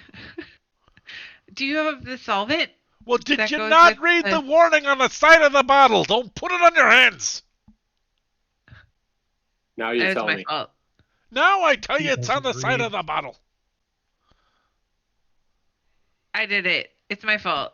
I just need to get rid of it. I will pay for the goop No, remover. you can't get universal solvent here in the Underdark. What? No, they won't allow it in here. Nowhere? Well, Why? I mean, there's probably places, but they're not legal. You asking me and me keeping talking to you is gonna cause a scene. Right. I clearly don't want universal solvent. I definitely want glue that sticks hands together. Well, Like it's this. yes, I know, and they're gonna think you're a slave. That's what they use to bind the hands. Oh, good. Oh, good. Okay. Thanks. Okay, bye. I can interest you Walk in. away. Okay. What? I like interest. And she's got like some perfumes and that and then Does also it remove? perfumes that remove sovereign glue. No, I can't have that, dearie. Go up north, and by north I mean up. Go up to the upper world and go to like Neil Dra or I mean even a small podunky place like Saltmarsh might have it. Okay, bye. But she walks away very clearly trying to fix her face. Po donkey. Let's go. Noob walks away trying to scratch his butt with both hands. Knowing that it's illegal, maybe you should ask about it in your code. Oh yeah, I could do that. That's a great idea. I'm gonna hunt for a pub and put some thieves' cant down. Okay. Looking for some universal solvent. Give me an insight check as you're looking around for anybody who might know that you can use the Thieves' Cant with. Doesn't look good. Probably not great. No. Well, I mean, you're in a very government-controlled area. You're basically in the, like if we were in Virginia, you'd be in the ABC. I mean, everything is controlled by the government. So, what comes in? So unless somebody's smuggling it in, now you guys do have probably a little bit of hope because you've managed to walk past these moronic guards a couple times, and people were trying to smuggle stuff in because that's how Elva nearly got in. Well, she used it somewhat to her advantage to get in. She didn't actually end up using it, but was going to. That there were smugglers, so people do sneak things in. But no soap here in the Excise House as far as clues on where you might get it. You do know that Erelai Kemlu is massively bigger than any of these checkpoints. So Right. I've left the guards at the gate with a giant wanted poster for an enormous Nothic that I ensured that they hung up before I left. Nice. Okay. Please I had a say. picture of somebody's grandma. Please say. Yeah, just- Please say Sitting he on was his lap. wearing a fez. And a rope. if one of them mentioned a fez, it's in the picture. Okay. Yep. And a smoking jacket. Whatever they said is in there. Okay. I imagine it started to get to a point where they started saying, "Well, what if he was doing this? What if he was sitting in an armchair?" What if he had a Like, pipe? okay, now he's sitting in. That's one of my favorite drawings. Okay. All right. So, are you guys splitting? Hanging around? Anything else you want to do in the Excise House before you head north? You are 1, 2, 3, 4, 5, 6, 7, 8, 9, 10, 11, 12, 13 miles southeast of Erlai Kinlu. Well, of the vault.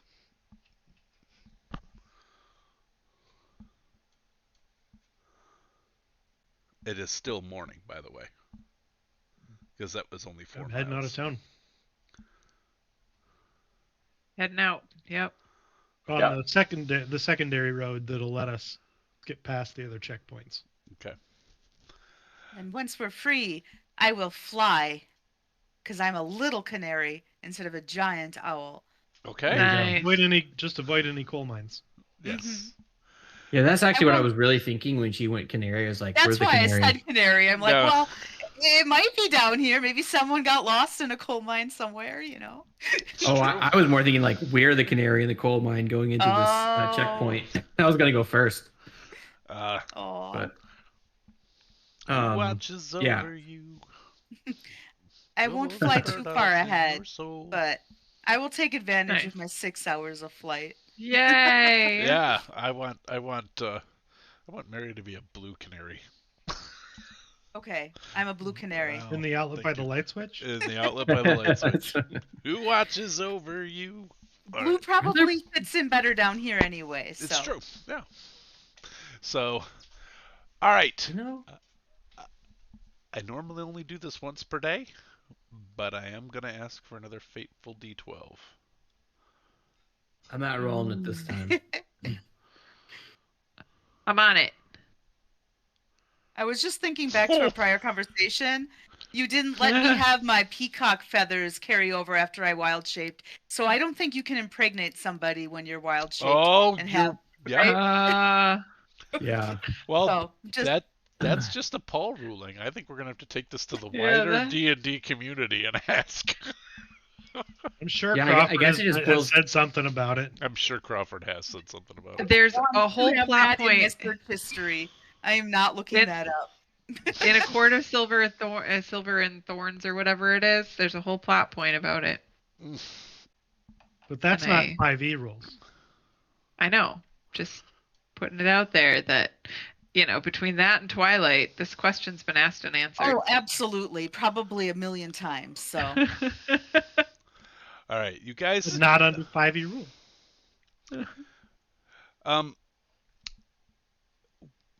While on the 2, I'm gonna say you have in a not like super random encounter, but you do catch up with the small wagon train. Now it's up to you whether or not you want to interact with them because you can hear them before you get there. But as you get back to the primary checkpoint, where the primary, as you can see right here, the primary comes out of checkpoint Exgathra, where you're connecting to it from the secondary or tertiary at this point. And as you jump in there, you see a small wagon train leaving, and you can hear them chittering, like, I don't know that I want to go back that way. How many hours does it take us to get there? About 3, because the tertiary makes it a little tougher. So the canary could go check on them first? yeah, I didn't have to crawl through the tertiary tunnel either, so that's an advantage. Yeah. True. So I mean, yeah, I can fly up and just kind of see what I'm hearing. Sounds to me initially like they just don't like what's going on, the weird stuff in Zagathra, but So the first ones you hear is just like if I have to go back that way, I'm not. I might brave the sunless sea to get back up to the overland.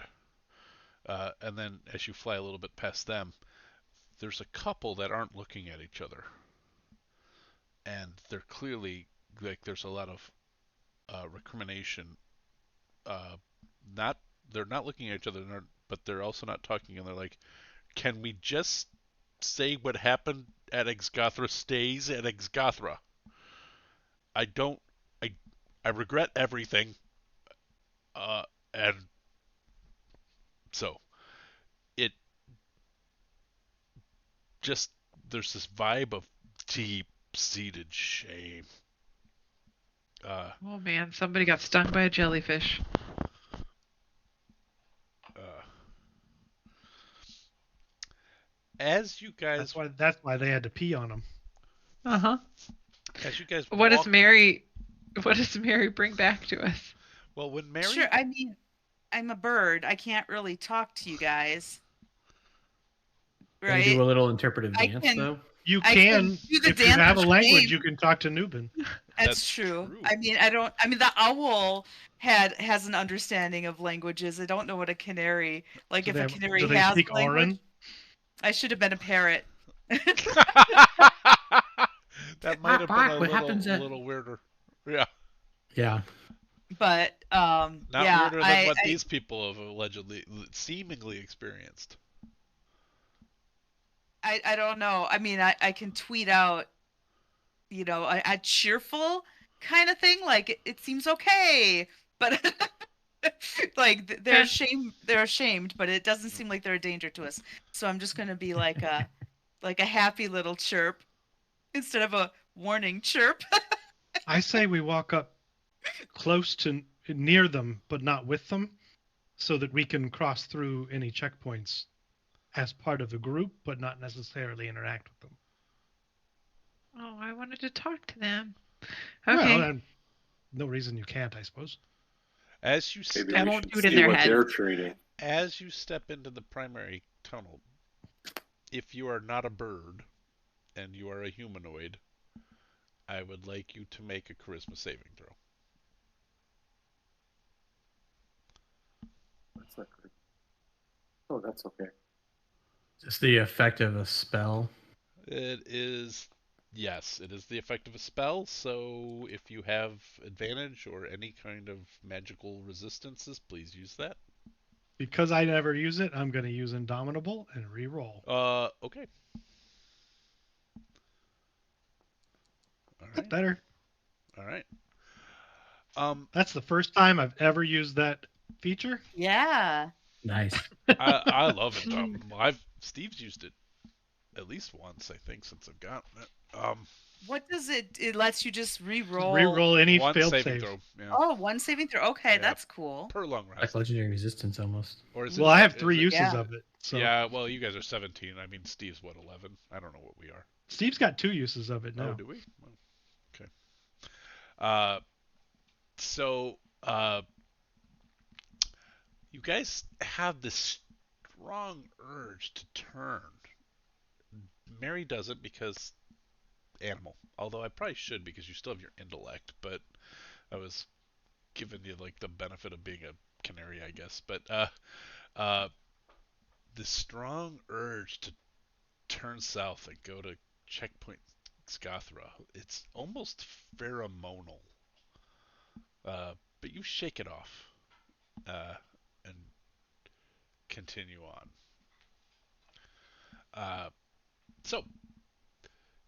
Was the plan to stay behind them and kind of use them as a way in? I think so. I would yeah. like to talk to them. Okay. There's only about 15 people in this party. Meri described 2, but I'll say a couple other things she would have seen. I just Tweet. Yeah, She Meri tweeted 15 times and Meri danced would have happily. Meri would have seen all of this, and once Mary's no longer a canary, she can share more. But She's got 3 hours left. I though. know.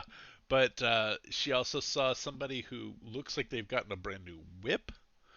Another person who is out of Well, money then there's a way. and is discussing how much money he lost. He has never been a gambler, but he gambled and gambled and gambled.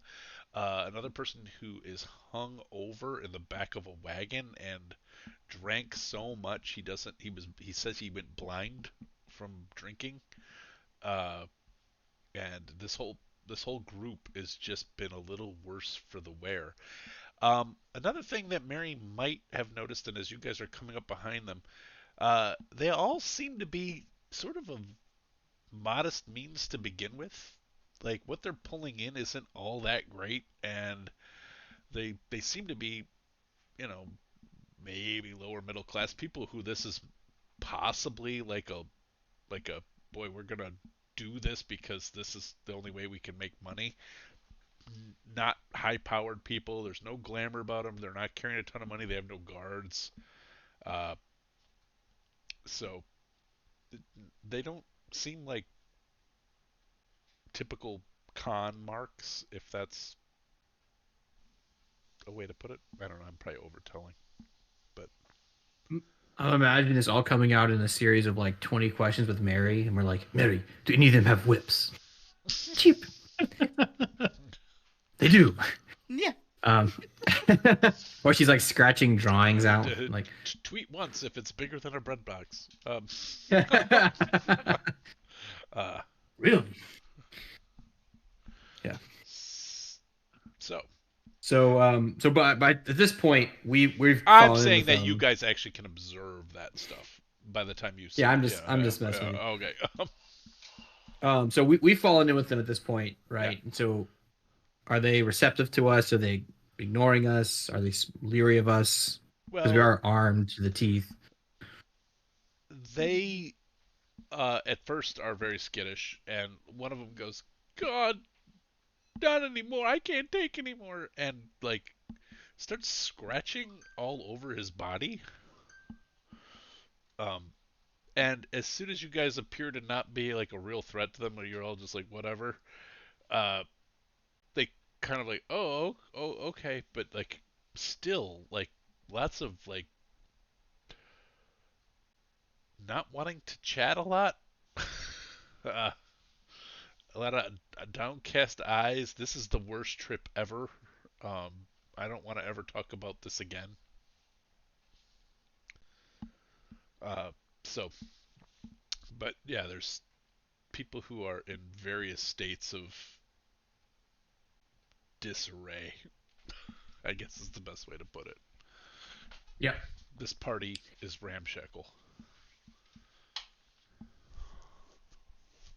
So, you're free to talk to anyone. In the back, there is the first couple, the ones that were sort of I'm never going back there again, etc., etc. That is a halfling couple. Uh, two men, two male halflings, and they have a small cart. It's a hand cart, so they're taking turns pulling it, and it looks like they're carrying in like agricultural goods of some sort, packed in crates and small barrels. Uh, doesn't look to be terribly heavy, but it doesn't look like it's the easiest load to be pulling either. Uh, the ones who won't make eye contact and clearly both did things they regret. The next ones up that Meri heard is a half elven and human couple. And this is a man and a woman, and they are still not making eye contact. They both have framed packs on, and they are carrying books. Walking forward. The next group is a group of humans. They are pulling. They have a small donkey that's pulling in. It looks like it's some kind of metal. It kind of in ingots pulled in crates. Um, but since it's not well protected, it's not shielded, it's not hidden or anything, it's probably some kind of raw metal that's not a precious metal. Um, there's a couple of solo folk who have got their hoods up. There's the guy actually in with the ingots who is hung over. Uh, so any of those are the folk that you see in front of you for the next 5 hours that you have traversing up towards the vault.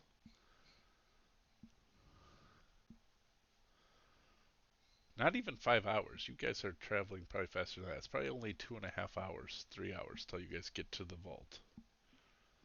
Okay, well that's good because I was really nervous about what it was going to be like when all of a sudden we had a furball with us who hadn't been there. You just fly back and Yeah. kind of come from a little ways back, which I'm gonna have to do anyway as we get close to the vault. Yeah. You could be like, oh man, I wish that was the worst trip ever. I also had strange things happen to me. I'm never going back there. He turned me into a bird. I got Are better. you guys saying that? No. Okay. Well, once I'm no longer a bird, I might have to. Okay. I don't know when I'm going to run out of bird time, Let's say it's around you guys get to here. I just don't want to, Dusty had said she wanted to talk to him, so I don't want to fast forward 3 hours without her having a chance if she wanted to take it. So. Well, I would kind of follow the party's lead, and if everybody's very no, we shouldn't talk to them, then I will back off because I've caused problems before, and I'm learning from my mistakes. And even though I really want to talk to them, I'm not just chiming into their brains. I push you forward, so you bump into one of them. Oh, You're right into one sorry. of the halfling men. Hi. Oh. I'm so sorry. Hi. Are you all right with the cart? Do you need spelling a little bit for a while? This looks really heavy. I'm just carrying my pack. Well, we couldn't. Schroeder lost all of our money. Well, Caven lost all of our food. But we couldn't pay you. I'm afraid it'd just be out of the I'm goodness going the of same your way. It would actually it'd be great. Could I just set my pack on top of it and help pull for a little while? Because just getting this off my shoulders for a while would be really nice, even if I'm pulling something. I'll let out all that sweaty back stuff that happens when you're carrying a backpack for a while. You say sweaty back, and they both look at each other and go, yeah, okay, just put it on. Yeah, you can. Yeah, that'd be great. And then they both won't look at each other. Oh. So you heading to I don't know what happened, Lou? but there was a polymorph involved. Somebody had a sweaty back. They were testing some theories.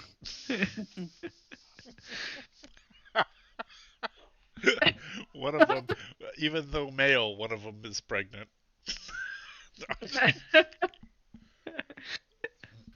They weren't male when they conceived. That's right. You're heading up to Errol Lou? Yeah.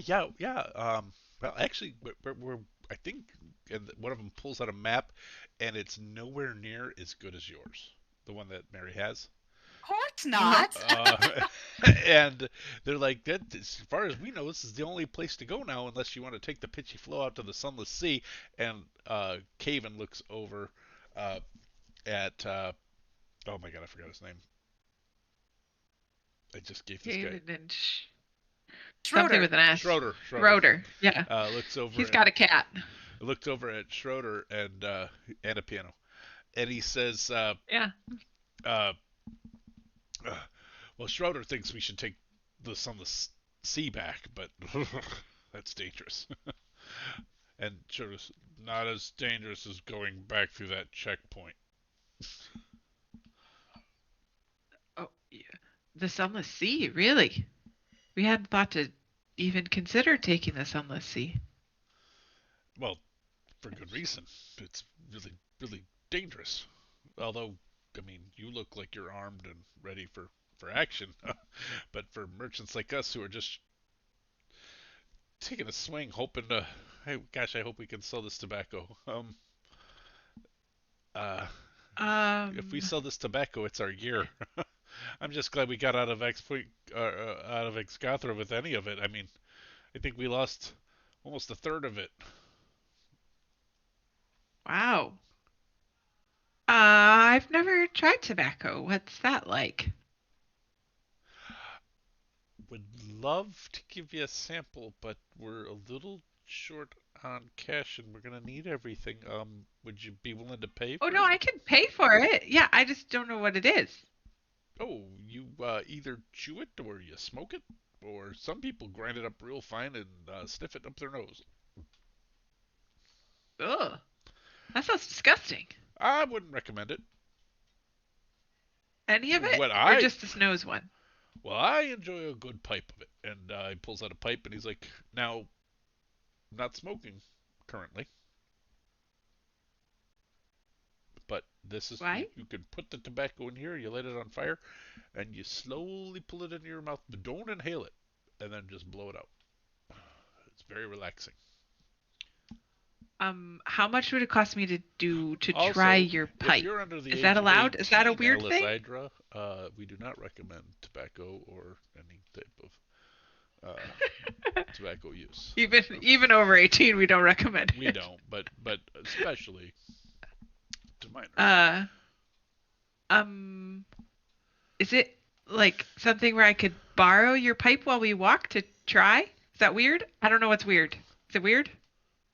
Weird's gotten a little fluid for us lately. I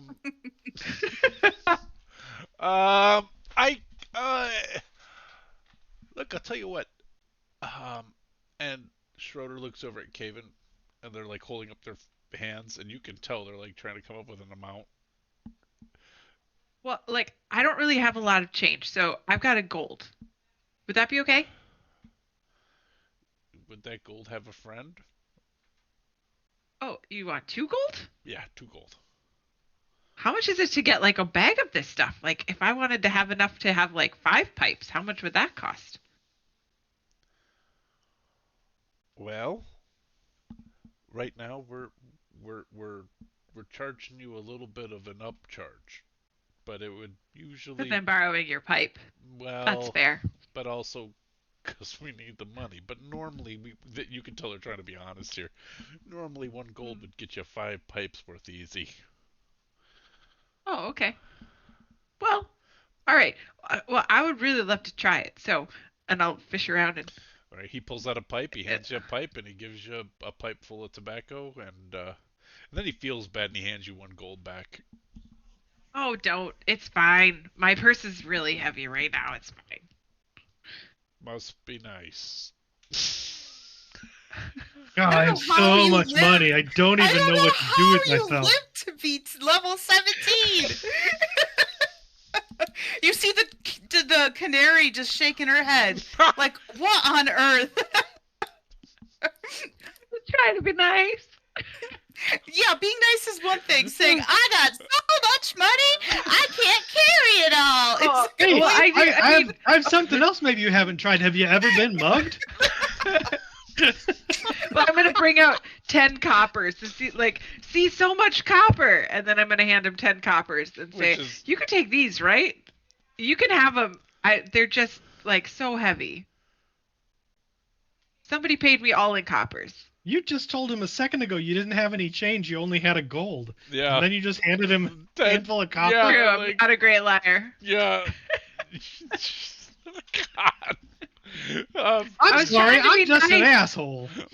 I was trying to be nice and say that I was going to give him a gold no matter what, because I was like, I don't want to give him. I was going to just give him a gold, because I was like, there's no way a pipe worth is going to cost me a gold. No, they were trying to work you, and that's why they felt bad and gave you the gold back. But halfling tobacco is excellent. Like, this is excellent tobacco. You wouldn't know that because you don't know anything about it, but it's true. But I do know that I don't cough. Okay, so you have a pipe of half, and you are very, very buzzed and very happy. So in his head, Robes hears, do you think we should tell them about the other way to go back so they don't have to go back through whatever that place is? That was weird. They seem like they had a really weird time. But you can't talk back to me in my head. I'm just talking in your head. Can I see you? How far Yeah, away? I'm Yeah, 'cause pulling, I just I'm pushed you. So pulling I'm your like, cart. Yeah. yeah, I'm like, yeah. I just kind of like make eye contact with you and just go, no. Really? Oh, The way fine. you went, you have partisan gnomes who would have killed you if they could have. And a beholder. I just and a no, whole I bunch just of meant to get elephant. them. I just meant to get them back to Excise House Yep. so they could skip Exgathra. Like I wasn't I going to see. the whole Yeah. map. I was just going to tell them about the third, Oh, I see. section. I'm saying no just because I don't want to get entangled in this nonsense any further. I'm just worried that one of them's going to be a Drow spy or something. Well, Oh, speaking of, I write a little something on my hand in right. Thieves' Cant about universal solvent, in case one of them picks it up. Oh. Okay. So, you write it on your hand. Neither of the halflings pick anything up. Are you trying to do anything else with? They're clearly No. not thieves. Okay. That's fine. That's fine. They're Which is now good two because go. they're the ones that you told that your purse is so full. I'm also pulling their cart. Yeah. Which would make that a lot easier to pickpocket you, I imagine. Yeah. No, all my stuff's on top of their cart. At the very top. I told them. Yeah, I it'd be needed to really get hard rid for of them to steal it then. I needed to get rid of my back sweat. As you're facing the opposite direction. Yeah, they just I've got people all around me that know me. start scooping your shit out and putting it into the back of the truck into their barrels. But they are not doing that. I feel 'cause- like my party would notice and be like, excuse me. I've got a 22 passive perception person with me, so. Yeah, but a 22 passive perception with odd ideas about how ownership works. That's true. All right. Anybody else doing anything else for the last couple miles before you enter into a very decorated archway? I'd like to pull over and use the restroom. Okay, Nice. you need a bio break. Bio break. Yes, All right. please. All right, we'll take a 5-minute bio break, and we'll be right back. Do-do-do-do-do-do. Boop-a-doop-a-doop. Boop-a-doo.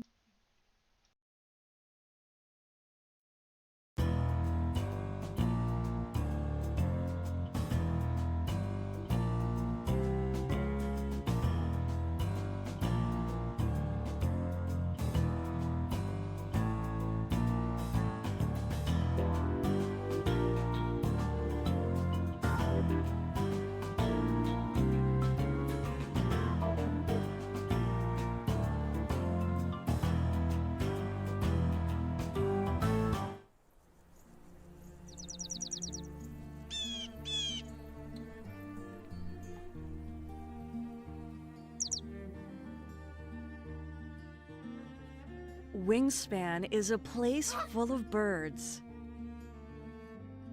Your goal is to build a wonderful preserve that will lead you to victory. Learn new facts about birds. Blue jays can carry up to 5 acorns. Discover new species. Help them lay eggs. Gain food. Or even hunt. Become a bird enthusiast. Wingspan, a relaxing strategy game.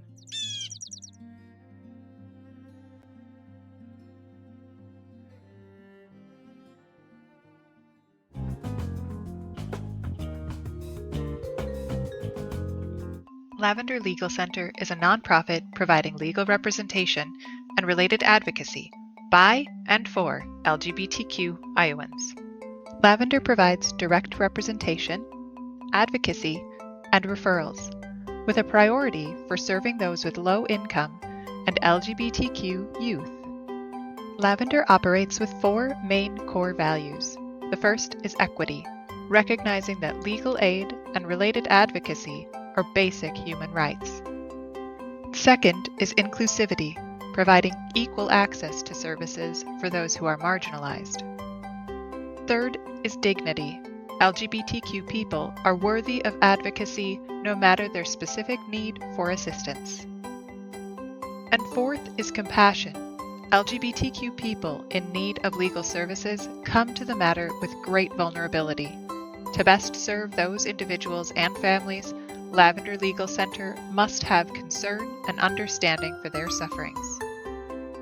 Your support of Lavender Legal Center helps further the mission to provide legal services, advocacy, and resources for the LGBTQ community. Together, we can build a more equitable, inclusive, dignified, and compassionate future.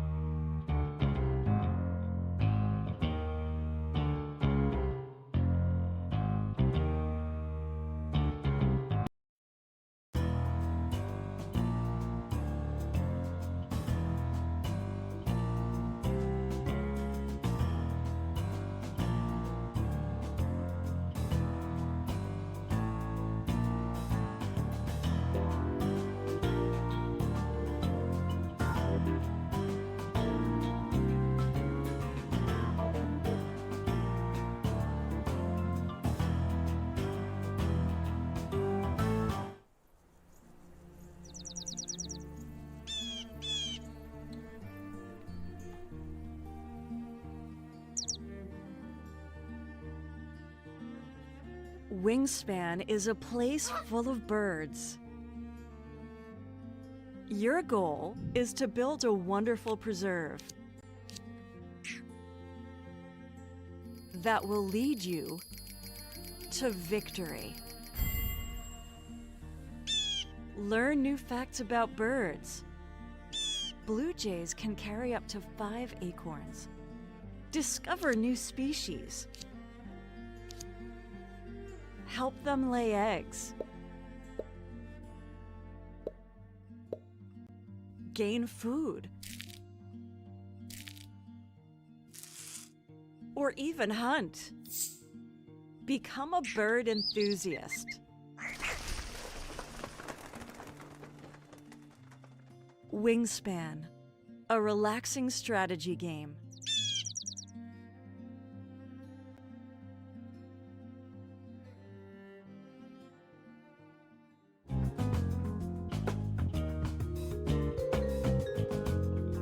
Lavender Legal Center is a nonprofit providing legal representation and related advocacy by and for LGBTQ Iowans.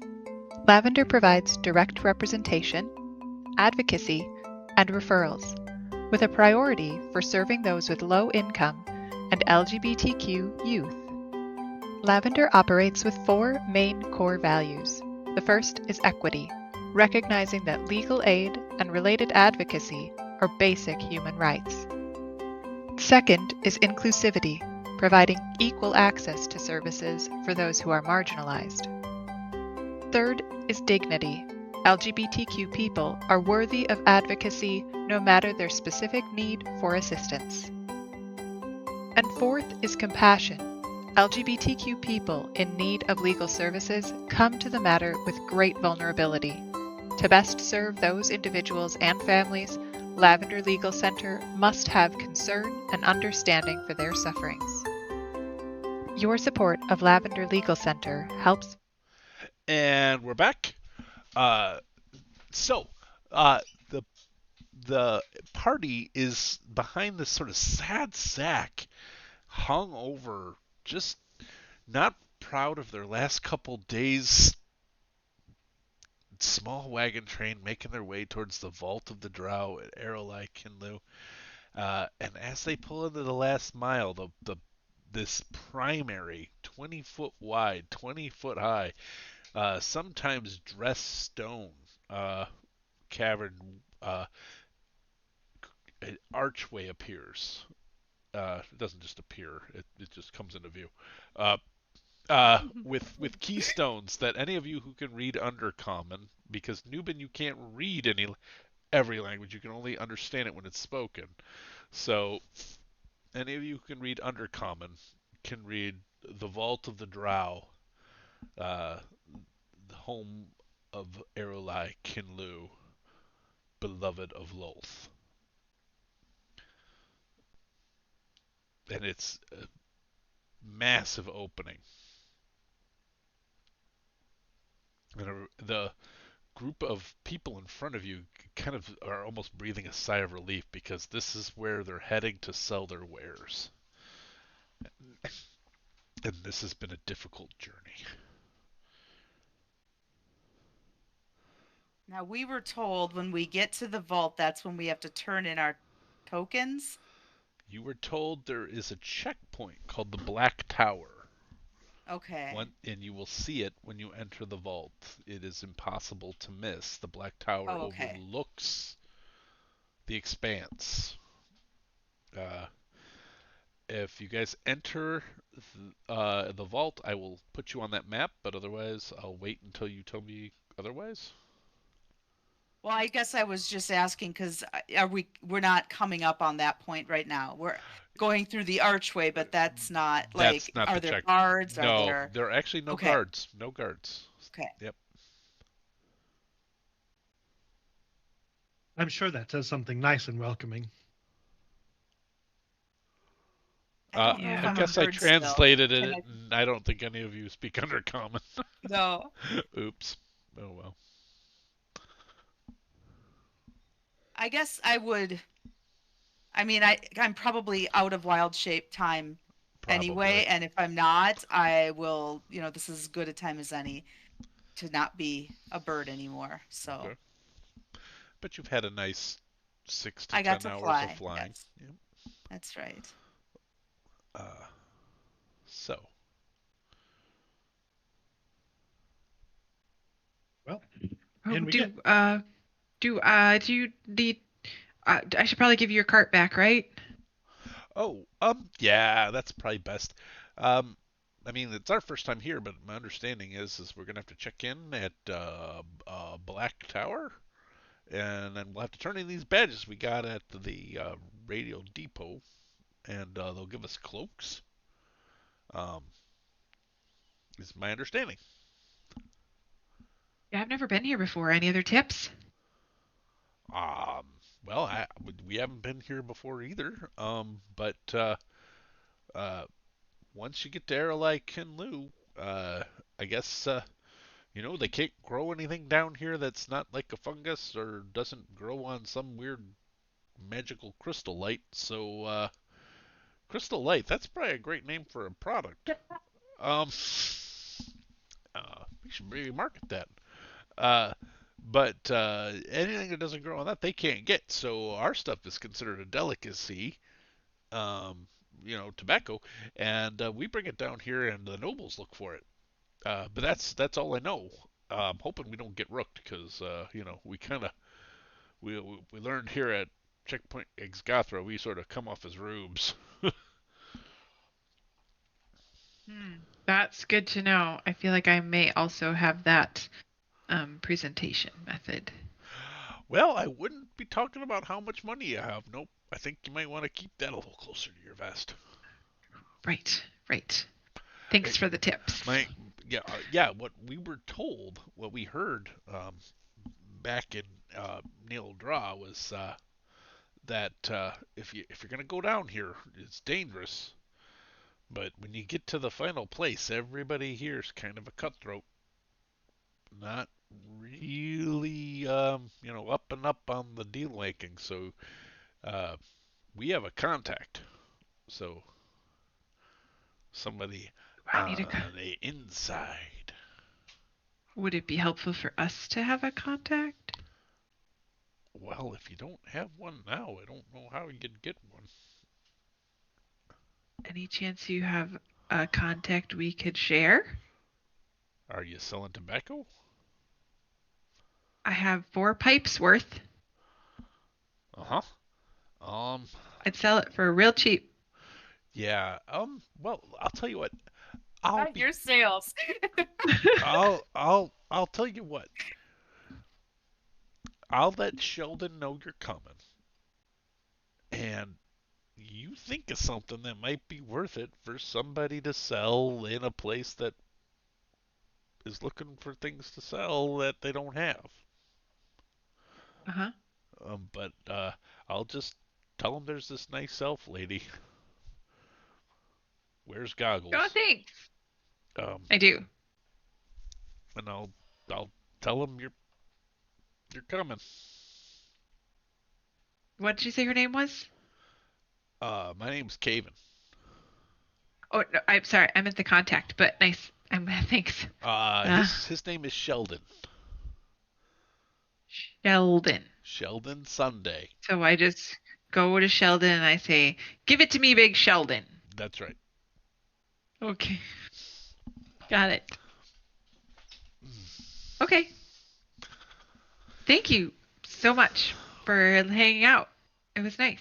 No, thank you. It actually was a great distraction thinking about how much you were willing to share with us without any thought of your own safety after the weekend we just spent. So, feeling a lot better about myself. See? Just out here doing good work. That's what I like to know. That was mean. It wasn't that bad. No, it's fine. Anyway, so they actually just go in, and you guys are out there by yourselves unless you follow them in.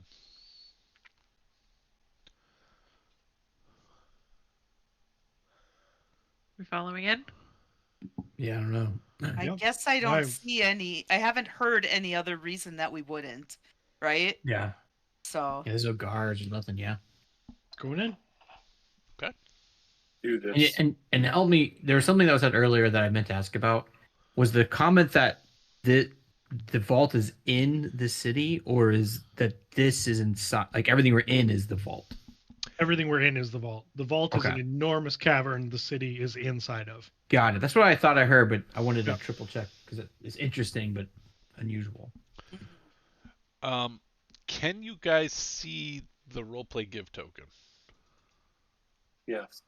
Okay, Yeah. and can you see several yards in front of you? Mm-hmm. Okay. Yes. Good. Well, I would say we can see maybe 700 yards. Yeah. All right. 960 yards. The reason you can't very see furthest. very well to the left or right is because you're walking in between what appear to be, and again, everything is illuminated. The reason you have any gap on your vision here is that it's really, you can't see that far ahead. Like, there's undulations of the land and everything else. You can't see a mile or 2 miles ahead in here, but you can see roughly 700 yards. On your left and your right, though, as you're walking through here, are bluffs. You can see they don't quite make it to what you see above you. And I actually have box text for you guys. All right, I'm going to read box text. The true splendor of the vault can be appreciated only by those with dark visions or by use of magical means.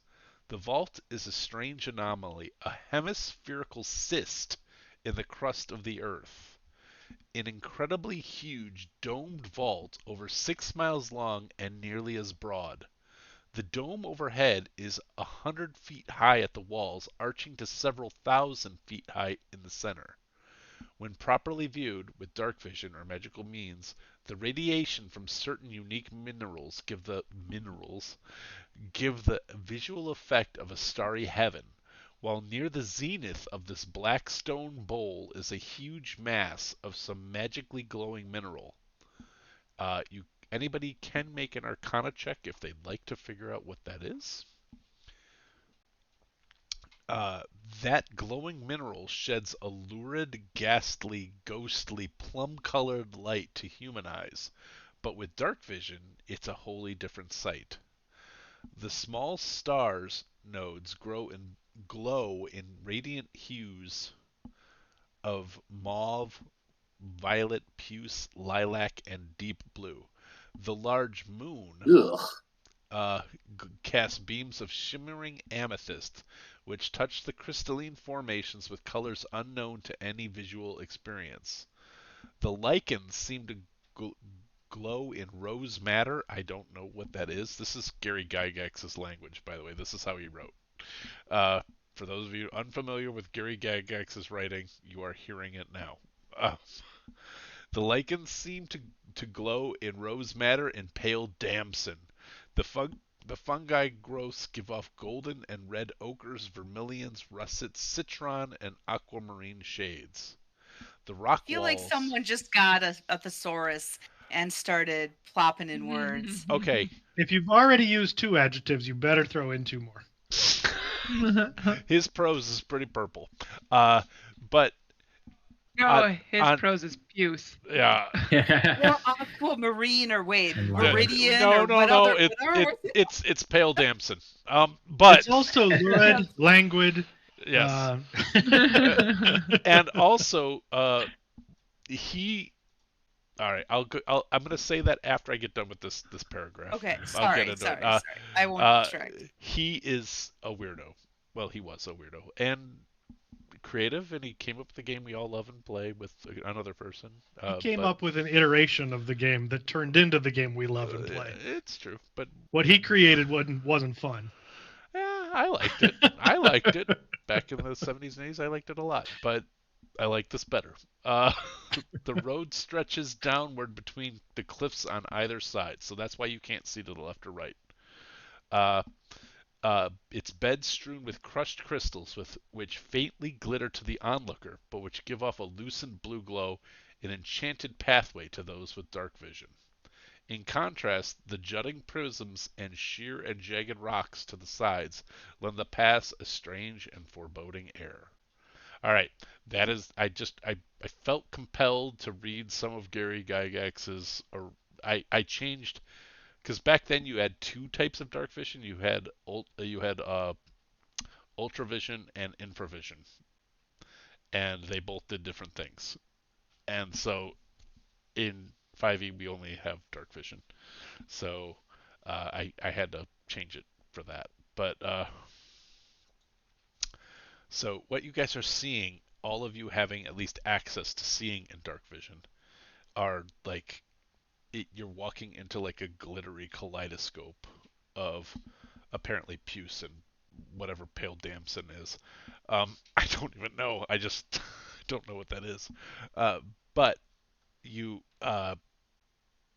it is beautiful, and yet it's alien, is what you're walking into, and you're in not a narrow cavernway at all, because each hex is 240 yards. So you're walking through a very wide. That's why I said this opening is huge that you're going into, and yet you can already tell as you move forward along this roadway that it opens up, and you can already see the ceiling above you. And as you cross here, you can see up in front of you the Black Tower. Now the Black Tower can see from what, as far as you can tell, I'll put you right here. I'm not saying you have to be this far forward, but the Black Tower can see anywhere that you're going to go, to the left or right, and it is a 5-story tall tower. On the top, you can see ballista on pivots and several guards moving about through the top. The main road leads right up a. It's not even a switchback. It's just this butte that it's sitting on has been ramped, and you walk up directly to it. Now you can bypass it. You can go left or right, but you can see all of the people in front of you are heading right up into the Black Tower.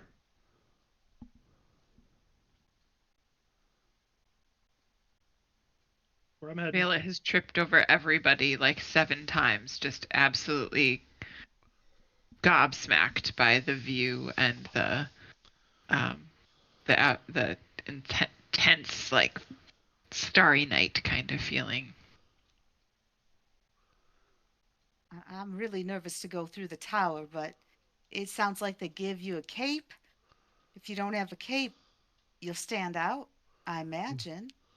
We've been told that if we don't exchange our token for whatever they use in the city, that we can be challenged anywhere in the city. Right. Do we have no choice? We have to go. And likely they already see us and know where we're here. So All right. I have a question though. I have a spell that it lasts for 8 hours. It allows us to turn into gas, but it takes a minute to go from gaseous form to, but it might be good for us to have it just in case we need to get out quick. You have And mass have a minute. gaseous form? It's called wind walk. Okay. Yeah, we turn into little wisps of clouds. You want to do that before we get the capes? I just feel like it might be a good, crap. I have to run into a closet and turn into gas and leave. Like, I don't know. I'm Ooh. nervous about going in. I mean, that's how I get rid of it. Even if we don't use it, it might be nice to have, an out. oh, I understand. So we can choose back and forth. Right, but it takes a minute to switch from one form to the other. from one form to the other, and it lasts 8 hours. It's not concentration. Yeah. Can we switch whenever we want? But Reverting takes a minute 1 until the minute. spell ends. A creature can revert to cloud form, which also requires the 1 minute transformation. It seems to me, from how I read it, that you can go back and forth as much We as can you flip want, flop as long as there's a minute. as Okay. long as it takes a minute. And it takes me a minute to cast. Just So, remember that it's- 1 round is 6 seconds. Right. Right. I'm not thinking of it as a battle spell, but Right. more Mhm. of a if we need to get out somewhere, It's a travel spell. Yep. Yeah. And you can go 300 feet is your flying speed when you're a cloud. So, Yep, you can go quite far. yeah. So I'm just going to it's kind of just a proactive wind. Currently So being if you used a lot in Critical Role. Mm-hmm. I think Take a maybe minute. we would stand in this little corner Right. He while said we chat. we wouldn't I know. necessarily Yeah, be that I just want to far make out, sure so. he knew that Right. that was where we Yeah, were. I'll pull you back. I just wanted you to be able to see where the tower was. Oh, that's fine. I just wanted you to know that we weren't going to be doing that directly in front Because of the vision that I have on you guys was, I don't know how to improve it, but you could see the tower from back here. I'm not nowhere near caught up on critical role. So if I'm using the spell incorrectly, You are not. I don't have as much. I've never used it before. I and think it's don't more have likely exposure that to they would it. be using it incorrectly. Yeah. That's a good Oh. point. No, it's Yeah, they very, do a lot of very, house rules. very true. The only reason I bring it up is because they one time tried to come out of it while in a combat situation, and it went very poorly for them. Oh, yeah, So I imagine. All right, so we all have that at our disposal for the next 8 hours. all right. So And I can get 10 creatures. So you gave Scrappy to Cora, right? Or does We did. Yeah, Mhm. so then I guess oh man, I'm blanking on Elva's familiar. Oh, you Katha. don't need to put it on Katha. Katha because I Okay. can just dismiss her. Okay. Well, then I don't think we have any other I can the pull out a fuzzy Weaver, ball. Should I put it on the Weaver or does Weaver it- get free ride? Put it on those two halflings while they walk by. Okay. They just Just float making into the sure atmosphere. that there isn't someone hanging on that is going to be like excluded. So I think we're good. Did we put it on the two voices that Robes is hearing in his head? It says 10 willing creatures, so I'm not going to just try to put it on people that don't know. That seems mean. Mhm. I think as long as Wade's on my back, I think we're good. He gets to go for free. Okay. All right. Okay. Then we're good. Remember Virgil? I just suddenly remembered Virgil. Virgil. Yeah. Yeah. Wait. Where is Virgil been? Well, I hate to say like, hey, Virgil, and suddenly he's there like a Yeah. cartoon character or something. So Right. we had to have gone. We had to put him away someplace. It's separated with Maybe- him.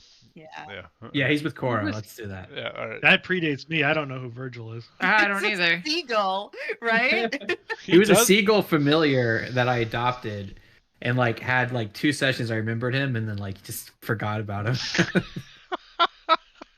That must have been ages ago. It was was ages ago. it was the last module before you joined it. So yeah, and it was Oh, was that the monk? it was at the, Yeah. the monastery. Yeah. The Yeah. monasteries, yeah, Yep. yeah. AKA That's a the shame. monk spot. That's what they're all called. Yeah.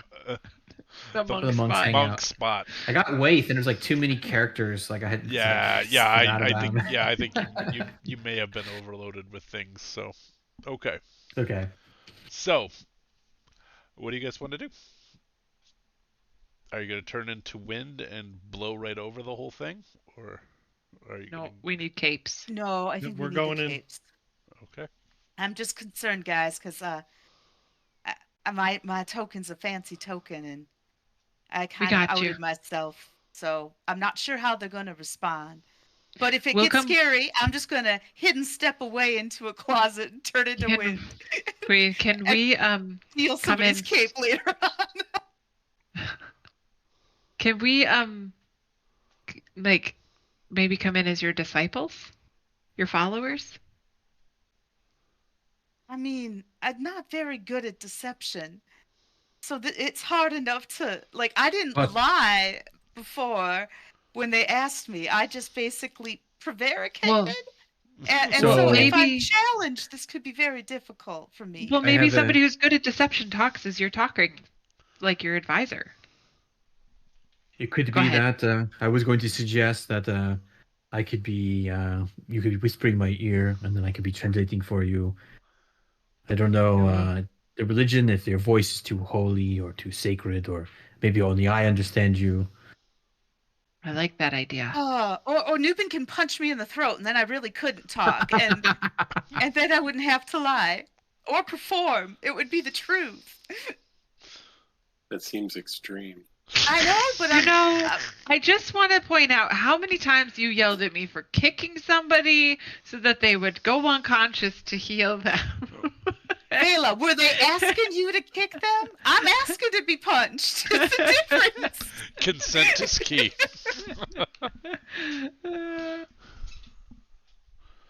Oh, all right. I well, don't know. I mean, We'll see how it goes. is there anything we can do to take your voice away? I mean, you have a spell. I do? I don't know if you have it prepared, but don't clerics have access to silence? Silence. Yeah, but it's a range, it's a area of effect. Oh, is it? Okay. Yeah. Like a 10-foot radius. Do you have a sea Yeah, witch? No. I do not have a sea witch. No. I don't know of Well, anything. not with me.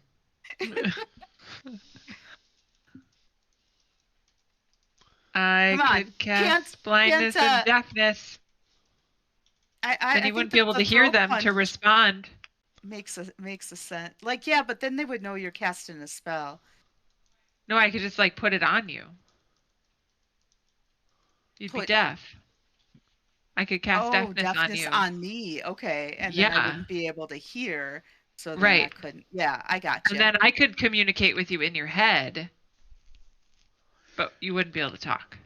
This all seems super unnecessary. Yeah, well, let's just go Okay. in. I'm just putting it out there. No, I do it. Necessary. All right. Newbin, if it gets like tight, just punch me in the throat. Okay. If Then I they'll seem arrest to be, him if for, I seem to be for punching the scrambling proper chest. I think lean on Robes is your. I like Robes' plan of you whispering at Robes. Just banish her. All right. Can maybe you if There you I go. just whisper, they won't ask any questions. You Can you- know, maybe if I just do that from the beginning, as you Yeah, guys they won't question it. as you guys walk up the tour, this butte or whatever it is, You see two guards standing in front of two shut doors on the Black Tower. The Black Tower looks to be about 60 feet in diameter. As I said, it has about 5 stories, each of them 15 feet roughly in height. So it is, you know, the butte itself is roughly 40 feet above the rest of the plains below it, and then the tower is another 45, 60, 75 feet, 75 feet above. Uh, so it has a commanding view of all of the valley and plains around it. What you can see as you get towards the top here, you can't see this on this map, but you can see there are several sort of fungal forests of these. They're not as tall as trees get, uh, that are, as we experience a forest with, like, a 40, 50, 60 foot tall tree, but 20-foot tall fungus, uh, and other sort of lichen growing in these just wilderness areas throughout. And it looks like there are several camps that harvest it for foods. Uh, and you can see, like, cook fires throughout uh, the entire vault. You can't even see the edges of this giant cavern. But you can see what just looks to be like an open vista of underground space. But more immediately, you see in front of you 2 Drow guards who have recently shut the door behind the halflings who went in before you. Walking past you on their way back out. Well, I need to double check this. Hold on one sec. Yeah. Walking past you are several of the half-elves and dwarves and the rest of the group. So the halflings are the last of the wagon train to go in, as you are standing here at the edge of the butte.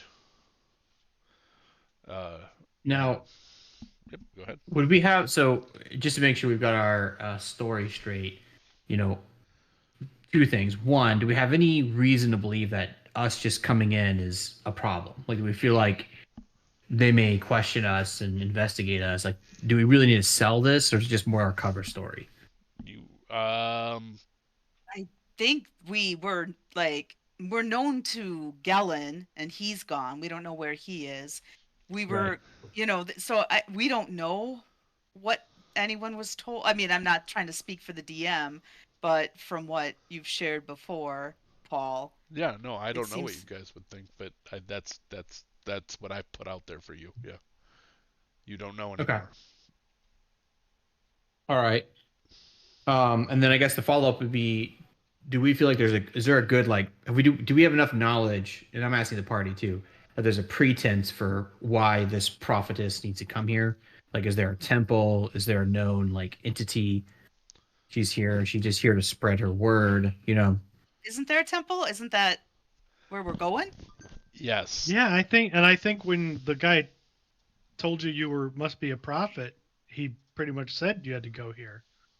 He offered to have like a what do you call it, entourage or something, come with. An honor guard. Yeah. I don't know that I actually named the temple. I did refer to the temple. The temple's name is the Fane of Lolth. Oh, I was just calling it the Temple of Lolth in my head, so I don't think... You say the Thane or the Fane with an F? It's not merely a temple, it's a Fane. I guess it's a Fane. Oh, it's a Fane. With an F. I, again, will say Gary Gygax used a lot of weird words.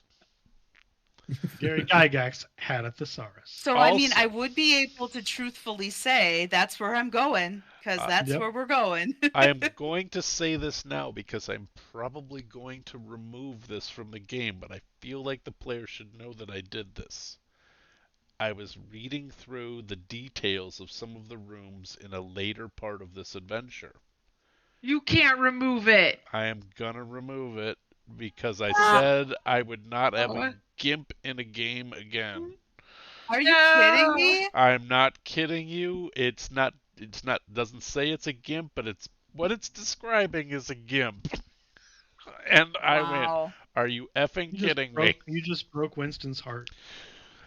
If And That's the whole reason I mocking. play D&D. Winston's gonna quit. He's never gonna coming back. well, if that's the case, I'll put him back in. But I was reading and I'm like, I just said I was never bringing the gimp back, and if I put this in here, everybody's gonna. You're not be bringing the gimp back, but you are bringing a gimp back. Like, okay. Yeah, there's not just one gimp. Yeah. All right. The GIMP game, the infamous GIMP game, no one knows probably, but except for the crew here, I think a few people out in the audience. But the infamous GIMP game was one of the first games I listened to of D&D on Twitch, and it was when I was driving. I don't know if I should even admit this. I was driving from Baton Rouge to Texas at like not 2 o'clock in the morning. It was like whenever the game was going, like 9 o'clock at night. Yeah. I just had my phone off to the side, like playing it while I was driving, and I was like, "Yeah, what?" And like almost got in an accident when it started happening. Sorry, I didn't know that. And I was like, "Wow!" I might have sent a few Twitch messages while driving. I had to say, I will.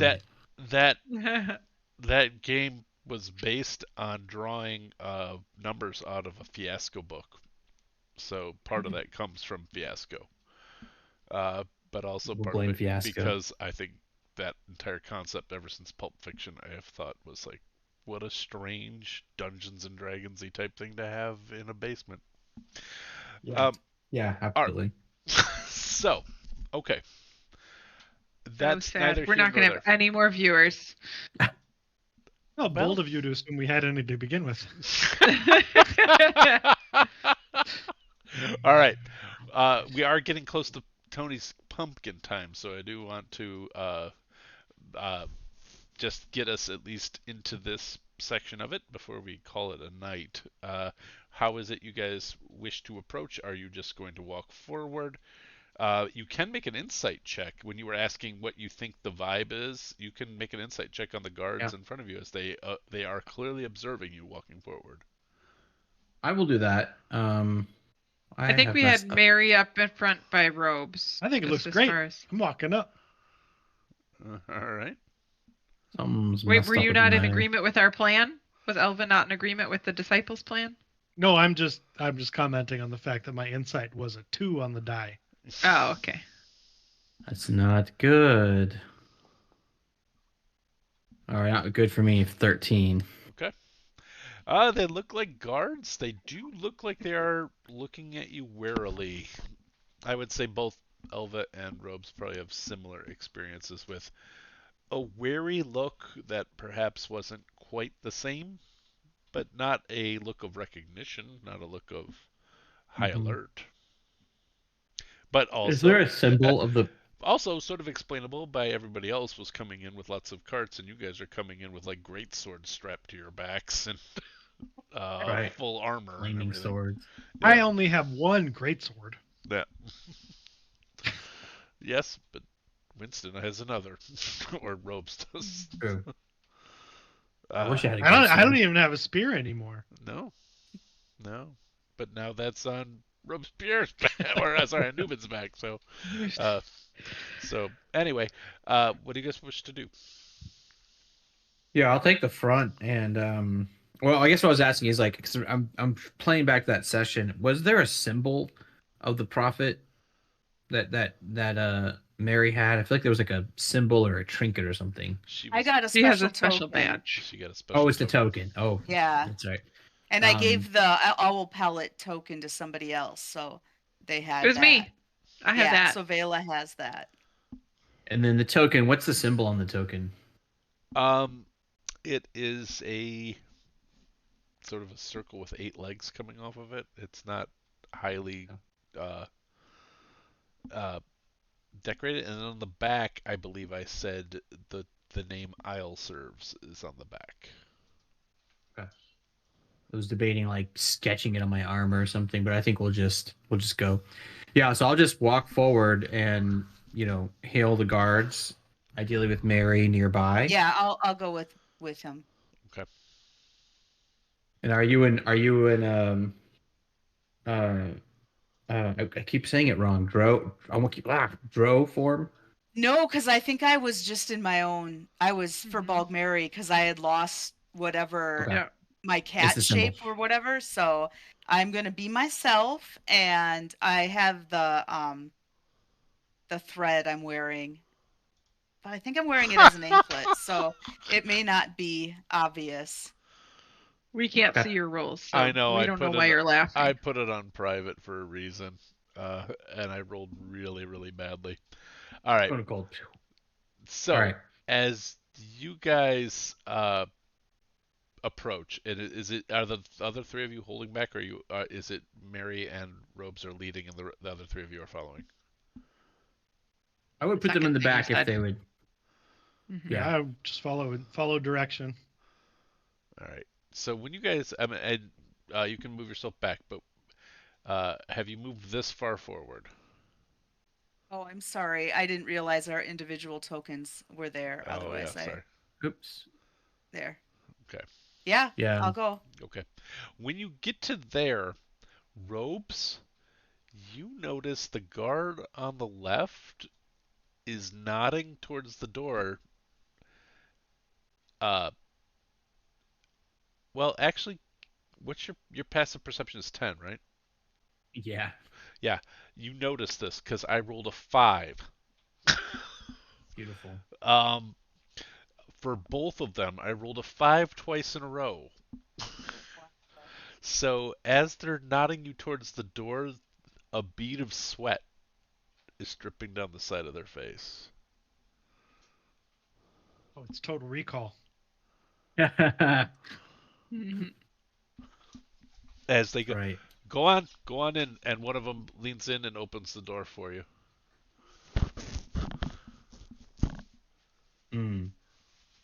I will approach Meri and like whisper in Mary's ear and just be like, "Did you see that? They looked very suspicious or suspect. I can't remember which one." I probably would have noticed it Huh. too. Yes. I have a 19 Yeah, passive yeah, perception. for sure. I Okay. just had him in front, so. I'm the Okay. worst, so if I notice it, everyone else notices it. Well, I was trying to keep pace with him. I was Okay. trying to, Yeah. but So I guess you definitely both noticed this, so for sure. okay. Yeah. Well, I don't know what it might mean though. Should we expect an ambush? I'll whisper back in your ear, "I think so. Do you want me to make a scene? Or do we just want to take it as it goes? Whatever happens." Are you guys walking as you're talking, or have you stopped walking? I think Stop. I would. Yeah. Okay. I'll take your lead. Oh God. Is there a problem? So- So As here's we're the looking thing. around, can we see is everyone going through the doors, or are they just nodding us through? Everybody else has already gone in, and actually, as they're nodding you guys through, the halflings walk back out. They've got these gray cloaks on. Like, good luck! And then just walk past you. So I wear the thread. Like did we turn in our tokens to Not these yet. guys? Not Or yet. they're just opening the door? They're just opening the door. I think I'll make a scene then, because I don't want all of my party to go in. But I will say, I was expecting a little bit more fanfare. The way they were treating me down in the whatever the name of the first place was, it seemed like I would have gotten a little bit more respect. And so Yeah, and- I'll make a bit of a scene. I'll amplify that and be like, "My prophetess is offended by this action. Oh. Don't you know who she is?" And they both bow deeply at the sight of the thread of loath. By all means, I'm terribly sorry. Yes, prophetess, terribly sorry. And they just bow completely. Their hands are up. They're not near their weapons or anything, and they're bowing in front of you. And as I'm approaching the door, I'm trying to get a sense of what might be inside, because my goal is to warn the others away if it's something dangerous. So I'll approach, but regally and slowly, Yeah, and so I can scan through the yeah, doorway. letting your cloak billow. So Should have traded cloaks. Veilla has that one. yeah. That's Veilla, yeah. Yeah, And- mine is just a cloak protection. Here, I'll hold your cloak and billow it. So the as you look into the doors, you see it's sort of like an antechamber, and the doors are still sort of like bouncing a little bit from the halflings coming out, but they are closed. Okay, But so it's- basically, It's all we can see is this entryway. It's This basic 10-foot little. 10-foot by 15-foot entryway, and with two double doors in front of it. Very big doors, but obviously clearly well balanced because the halflings just pushed them open. And there was And nothing Not about that them they're that halflings, but seemed they're just commoners. So. right. So people have been coming in, getting their cloaks, and coming out is what we've been seeing. Yes. Okay. I have no idea why that we're seeing them seeming anxious or something, or hot. I don't know what this sweat thing is about, but it's making me really nervous to go through. So I'm I'm just gonna detect hold. thoughts. I'm We've gonna been hold. listening to a lot of CNC Music Factory. I'm gonna hold my hand down to give like Nubin a signal to just stay back, so that they don't follow too closely. And I'm gonna walk in. Okay. I'm gonna cast detect thoughts. Okay. Our surface thoughts that you're catching are just heart pounding, like this is it, this is it, this is it, this is it. I'm gonna go deeper. All right, they get a save on that. What's the save? Yeah, as soon as I find detect thoughts, I will definitely tell you what it is they need to do. It is never where I think it should be. I want to say Detect it's a thoughts. charisma save. Because it also is getting used on Critical Role a lot. Well, in either way, Veila's save is 18. Yeah, that's true. I'm suspecting. It's just really annoying that I can't find it every time with this one. Wood elf, urchin, cleric, grave, rogue, phantom. Is it in It's there? a spell. Isn't No. it in your spell book? Sneak Yeah. attack. It's a spell. If it's not in your spell book, you can't cast it. It's a spell. No, it's in there. It's because it's a part of my features. What from It what? still puts it in spell book. Does it? That it does. Yeah, because all of Joey's Under innate Joey's spellcasting, stuff is all not from his class. So Oh. I get It's all in like his spell book. detect magic and disguise self under innate spellcasting. Well, And now you're it's- making me nervous that I did it illegally. I learned it because of telepathic. It's a part of one of my feats. And Yeah, then so it may is not have put it in there. Like, features. Yeah. Where's that feat? Because I actually just took that for a character. Where is it? In Telepath. features. It's at the very bottom of my spell. Of my I character took sheet. I took telekinetic.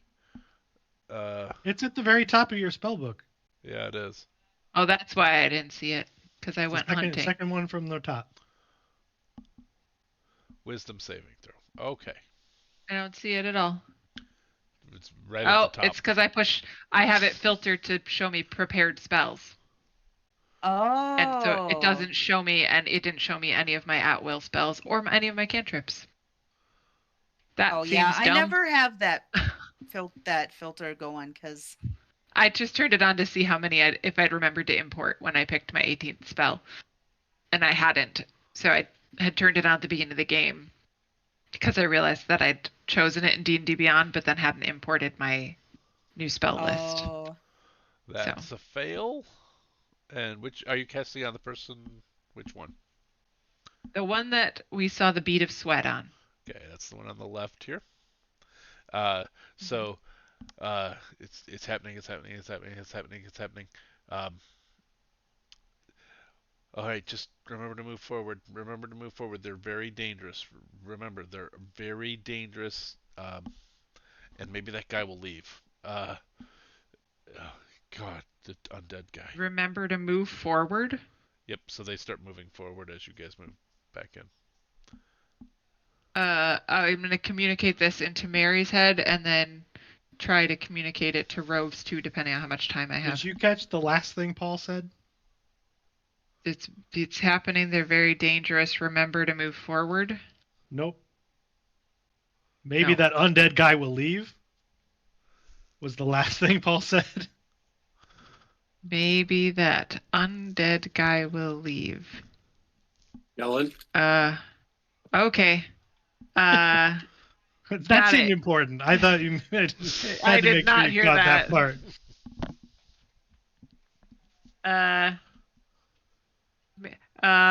And then real big in her head, Galen is in there. All right. So they opened these doors for us. Yep, Do they stay open? they do. Okay. Like, and the guards walked away?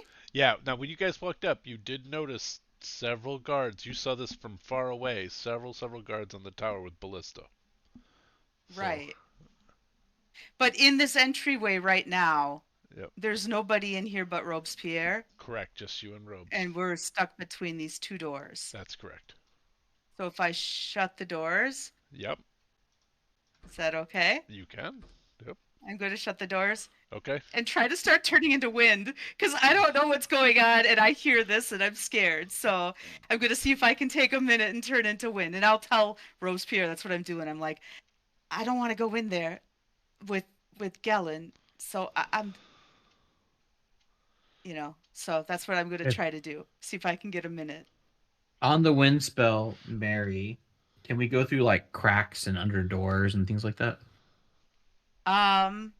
Or is it like we're like a wind-like creature? It says a gaseous form appearing as wisps of cloud. The only actions we can take are dash or revert to normal form, which takes a minute. If we're flying and when the effect ends, we descend 60 feet per round for 1 minute until it lands, which it does safely. It doesn't say about like areas we can move through, but it says a gaseous form. So I would imagine gas can go through. Well, gaseous form is a spell. Yeah. Yeah, Well, that's what I was it says thinking. it says you assume a gaseous form. It's not highlighted like, Yeah, but but it seems if they're going to use that word for a reason. There's no reason to think that a gaseous form can't go under the crack of a door. Yeah. I would say that you would be reasonable to think that you could go under these clearly large doors that have to have some clearance underneath them. So there's no Right. reason to believe you would be trapped in here as a gas. This is not a hermetically sealed space. Someone comes in with a vacuum cleaner. Yeah, that's dead. Then you're in trouble when somebody comes out with a Dyson. Then you better watch out. But Like Luigi. I had to come up with something like that the one time I ran Tomb of Horrors, or Tomb of Annihilation, because my players tried to use Windwalk to skip all the traps. Ooh. Yeah. So That I Like a had to- fan sucks them up. I had all of the spheres of annihilation that are throughout the dungeon. If hopefully no spoilers, but all of them had a slight suction to them, and so they had, if they got near it in Windwalk, they'd get pulled in and destroyed, just utterly destroyed. Nice. That game. Lord, 2 hours. All right. So, as you shut the doors to the outside, Meri, the one on the left begins to panic, pulls out his hand crossbow, and goes, "Don't anybody move!" And an alarm sounds. And that's where we'll Oh no. pick up next game.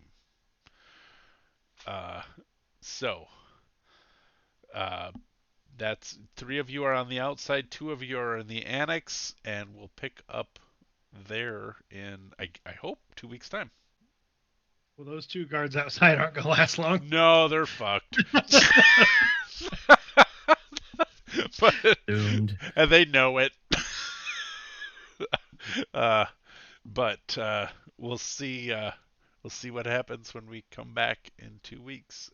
When you guys explore the Black Tower. So, thanks for joining us here on Roleplay Give. I hope you had some fun tonight. We are raising money for Lavender League, so if you have a minute and if you're paying attention and you're a human who is willing to give cash, that benefits underserved and under-resourced teenagers and youth in Iowa, particularly in the LGBTQIA community. We're hoping to raise some money for them. If you have some cash you can throw them, that would help us out a ton. Otherwise, until then, roll some dice, play some games, and give of time or treasure to the causes that are meaningful for you.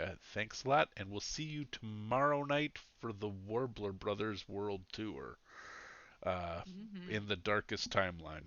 All right. The Warbler Brothers Time Tour. Oh, it's the darkest timeline. All right. Bye, everybody.